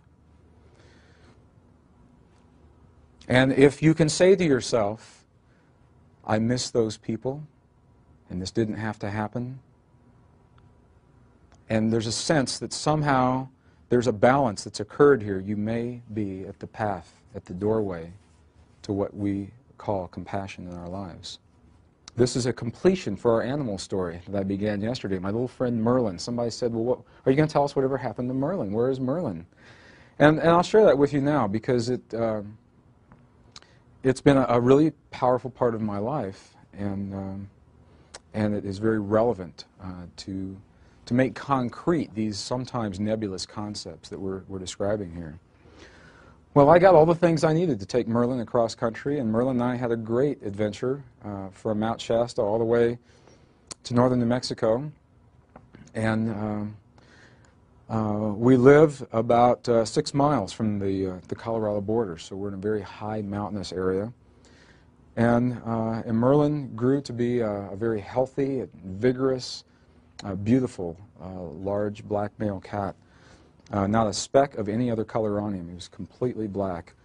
And a very good friend. Merlin, if you've ever read the book Awakening the Zero Point, he was right there on the table with me as I wrote each evening. And every once in a while he'd get up and stretch and he'd walk across the keyboard. And sometimes he'd type words that made sense, and I'd have to read those. So if you saw a lot of typos in that book, I like to say Merlin helped me with those. And Merlin used to go out every single day. We'd let him out first thing in the morning, and his rule was he had to come back in by 1 o'clock in the afternoon, and he did that for several years. There was one day Merlin went outside and he didn't come back. And at first I wasn't too concerned about that. I thought, well, maybe it's just a kiddie walkabout. You know, it's a male thing. He was going to explore this territory in northern New Mexico. And by the time the second day rolled around, I was a little concerned, and I really felt something was happening. And by the third day, I knew something had gone wrong from my perspective at that time. And I stopped everything I was doing. I returned no phone calls, no correspondence. I did no business. And for 5 solid days, I invited friends in our valley, and we looked for Mr. Merlin everywhere. We looked in coyote dens, we looked in owl nests, we looked in badgers' burrows where we could find them. We went and looked around eagles' nests down in the valley. There's 136,000 acres of sage that borders our property, owned by a Bureau of Land Management. It's fenced off, and we'd walk from one end to the other and tie off a piece of ribbon, take 3 steps over and walk back so we could scour every foot of the fields. And after a few days, I really had this feeling inside that something was terribly wrong. And I felt like he was alive and maybe he'd fallen into a well and needed some help, or he was in an old abandoned building, or he was in a hunter's trap, or something had happened. And one morning as I was laying in bed, the sun had not come up yet, and it was light. It was about to come up. And I asked for a sign, and I simply said, Father, I asked for the sign. Is my friend Merlin alive? Does he need me, or what's happened? And I didn't even get the sentence out of my mind. I hadn't even finished that sentence yet, and something happened that had never happened before. It's never happened since. From 360 degrees all around our property, I heard more coyotes yip and yell and scream and cry, broad daylight. And then as soon as they, just as suddenly as they began, they stopped. And I knew in that moment that Merlin was no longer with me, and that he'd been taken by a coyote. Well, I got up that morning, drove a truck down the road, and something very odd began to happen. There were coyotes everywhere in broad daylight. There were young ones and old ones, and they were walking in 2s and 3s. They walked in the road right in front of my truck. They were all over my property. And normally you'd only see them maybe very early in the morning or at dusk. You typically did not see them in broad daylight. And I had an opportunity in that moment. And if it had happened at another point in my life, I may have been very angry at every coyote. I may have chosen to stand on top of one of my buildings and snipe each one and said, maybe you're the one that took my friend Merlin. And I didn't feel that way. I didn't want the coyotes to lose their lives, I missed my friend Merlin and his presence. I missed his life. And in that choice of not being angry at those coyotes while still allowing for the emotion of losing my friend, for me, that was a powerful opportunity and an opening into compassion. Thought without attachment to the outcome, feeling without distortion, emotion without charge. It hurt me deeply. He was a very, very close friend. And I share animal stories, and maybe to some people they're kind of silly, and if you have ever been alone in your life, or I've never had any children, animals have essentially been children, and they've been powerful teachers to me, really powerful teachers.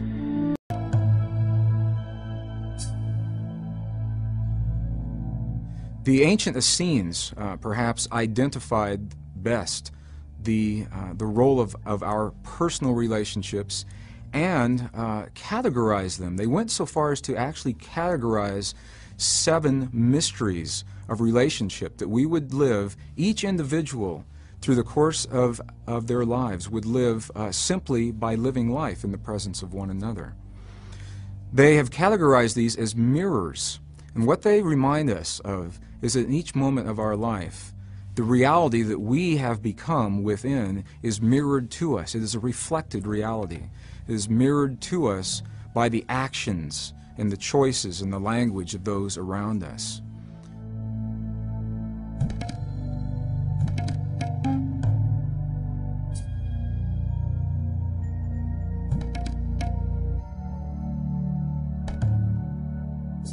The first mirror of those relationships is a mirror of our presence in the moment.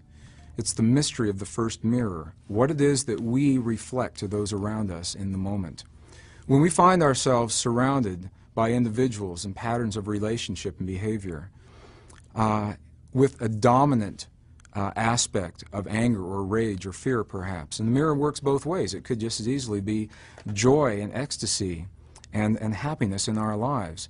If the first mirror is at play, what we're seeing is a mirror of that which we are in the moment, that's which we are radiating to those individuals around us as they mirror or shine back to us that which has been offered, the mirror of that which we are in the moment. The second mirror of relationship is of a similar quality, although it's a little more subtle. Rather than mirroring to us what we are in the moment, the second mirror mirrors to us that which we judge in the moment.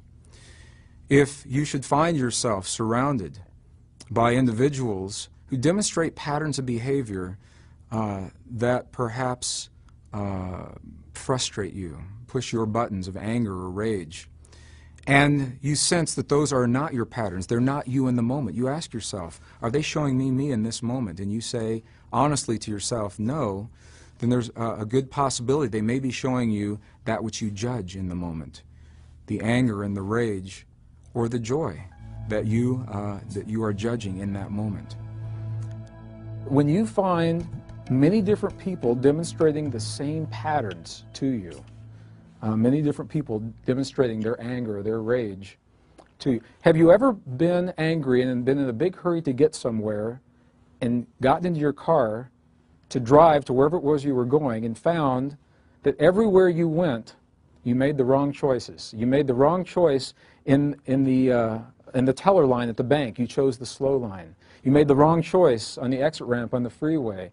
And everywhere when you're driving down the road, you're seeing people that are pulling out in front of you and then doing about 30 miles an hour in a 55. They may be mirroring to you what you are in that moment. We're going to talk about a reflection on the phone. And our eyes met on the landing of this house. And I said something to him that I seldom, or rarely, will ask anyone upon first meeting him. And I simply said, when's your birthday? And he said, well, my birthday is June 28th, 1954. And I said, wow, that's my birthday. The exact month, the exact day, and the exact year. I'm a Cancerian. If you know much about Cancerians, you know that Cancerians live in a world of feeling. Maybe that's why we're exploring feelings this weekend. And I'm a double Cancerian, which means double feeling. And depending on how you run the charts, I've got 5 or 6 planets in the 12th house that are all in Cancer. So my world is a very feeling world. And my path has been to reconcile that feeling world with the academics through the corporate and the academic world. And I looked at him and I said, well, you must have had the same experiences then. Another Cancerian male. What a great person to share this business with. And he said something to me in that moment. He looked me directly in the eyes and he said something to me and I discounted it. I used my logic, and what he said to me was, I'm your evil twin. And he told me in that moment, and I discounted it. Because my logic said, oh, well, he's just making a joke. Although I had a feeling in here. The moment the gentleman moved onto my property to caretake for me in exchange for him living there, I had a feeling about him being there, and I discounted that feeling through my logic. I said, oh, Greg, you don't really even know that man. Well, that's precisely the point. You don't even know him. Why would you judge him? The moment that I began spending serious time with the potentially romantic relationship in my life, I had a feeling.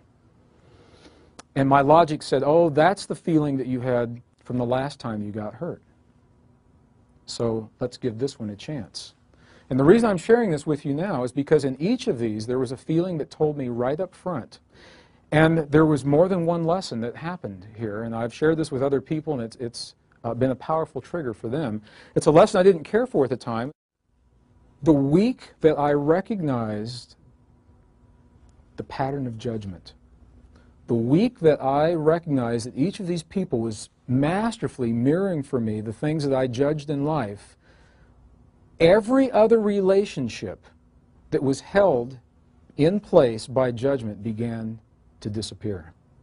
There's a cascading effect. And I share this with you now because I know that it works this way. If you are experiencing a pattern in one place in your life, it'll show up in other places in your life. And once it is healed, once it's reconciled in one place, it is healed everywhere simultaneously because we are holographic in nature. Our consciousness works that way. It is mirrored on many, many different levels.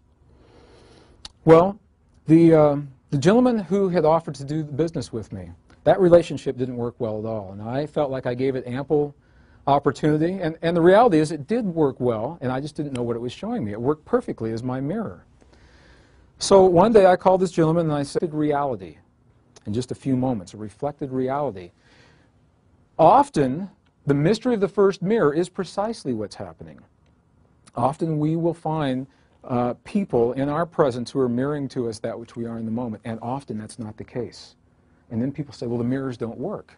Well, they do work if we have the wisdom to recognize what it is they're saying.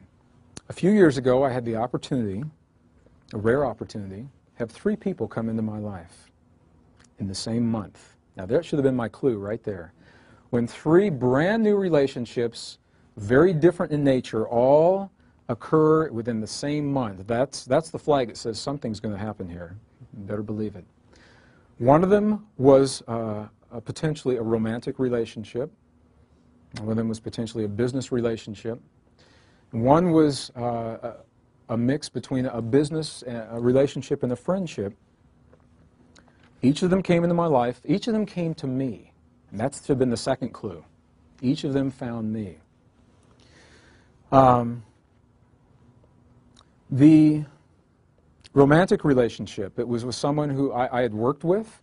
We had spent a lot of time together. We had a lot of common interests, and it was one of those things where it just kind of made sense to be together. It wasn't like there wasn't a powerful magnetic attraction. It was more, it just seemed like the thing to do. The business relationship was especially interesting for me. I was very busy doing seminars, more than full-time. It's like we are now. And there was a gentleman that came to me and offered to do the logistics and to set these seminars up, allowing me, freeing me up to do the things that I was choosing to do more of, and allowing him to do the things that he did best. Sounded like a good plan for me to do that. And the friendship and kind of quasi-business relationship. There was a gentleman, a very talented, very skilled carpenter, who asked if he could house sit on my property in northern New Mexico while I was leading a group to Egypt in the late fall. And I had been looking for someone to stay on the property, and it looked like also a good thing to do. He said that he would like to stay at that property in exchange for his carpentry and caretake. And so all of these happened right about the same time. It was a very, very busy time in my life. And I said, okay, sure. Well, within that month, within the same month that each of those three people came into my life, each of them just about began to make me crazy. They were just driving me right up the wall. And there's a pattern that I had demonstrated throughout much of my life. When things were making me crazy, we call it crazy making, when things were doing that for me, I would use logic. And through my logic, I'd say, oh, Greg, you're just tired. You know, you've been on the road a lot. You know, you're under a lot of pressure right now. Let's see how it is in another week or so, or see how it is in a couple of weeks. And I would go away. I did this with these people, and I'd go away on the trip, and then I'd come back in a week or 10 days, and everything was the same, and I did this again and again. Well, there's a routine that I would do at that time in my life. When I would travel on a trip like this, I would come back through the Albuquerque airport. I'd stop at the ATM, pull out some cash, pull my animals out of the vet, get the car out of parking, fill up the car, and drive approximately 4 hours to our home in northern New Mexico. And on this one particular trip, I came home and I began that routine, and I didn't get very far with it. Because I went to the ATM at 5 o'clock on a Sunday afternoon in the Albuquerque airport, and the ATM machine told me there was nothing in that account. And I knew that it was a mistake. I knew that the account was full because I'd just been approved for a construction loan. It was a business construction loan on my property in northern New Mexico, and that there was plenty of money there, and I would check it Monday morning. So I drove home, and Monday morning, sure enough, I got up and I called the bank, and they said, well, there's no mistake, Mr. Braden. Not only is there no money in this account, you are overdrawn by 71 checks, and there's a $30 service charge in each of those checks. When can you come in and talk to us? I said, well, I'll be right there. One of those checks was to me. And one of those checks was to my dear friend, Jeff Volk, and that's how we met. So now Jeff gets the story. Because Jeff had trusted me and sent me a video. I'm sorry, Jeff. I really So I did. I went to the bank and I said, well, what's happening? They said, well, there was a wire withdrawal from your account. It was not authorized. It was not authorized by me, and they believed that it was. And every penny in that account had been taken, and all the checks had already been written outstanding were now coming back against that account. And when something like that happens, there's really no way to rationalize anything else. You can't do anything else. So I didn't even have enough money to put gas in my car and get my animals out of the vet. There was absolutely nothing that was there, and I had to go home and look at this. I said, wow, something big is happening here.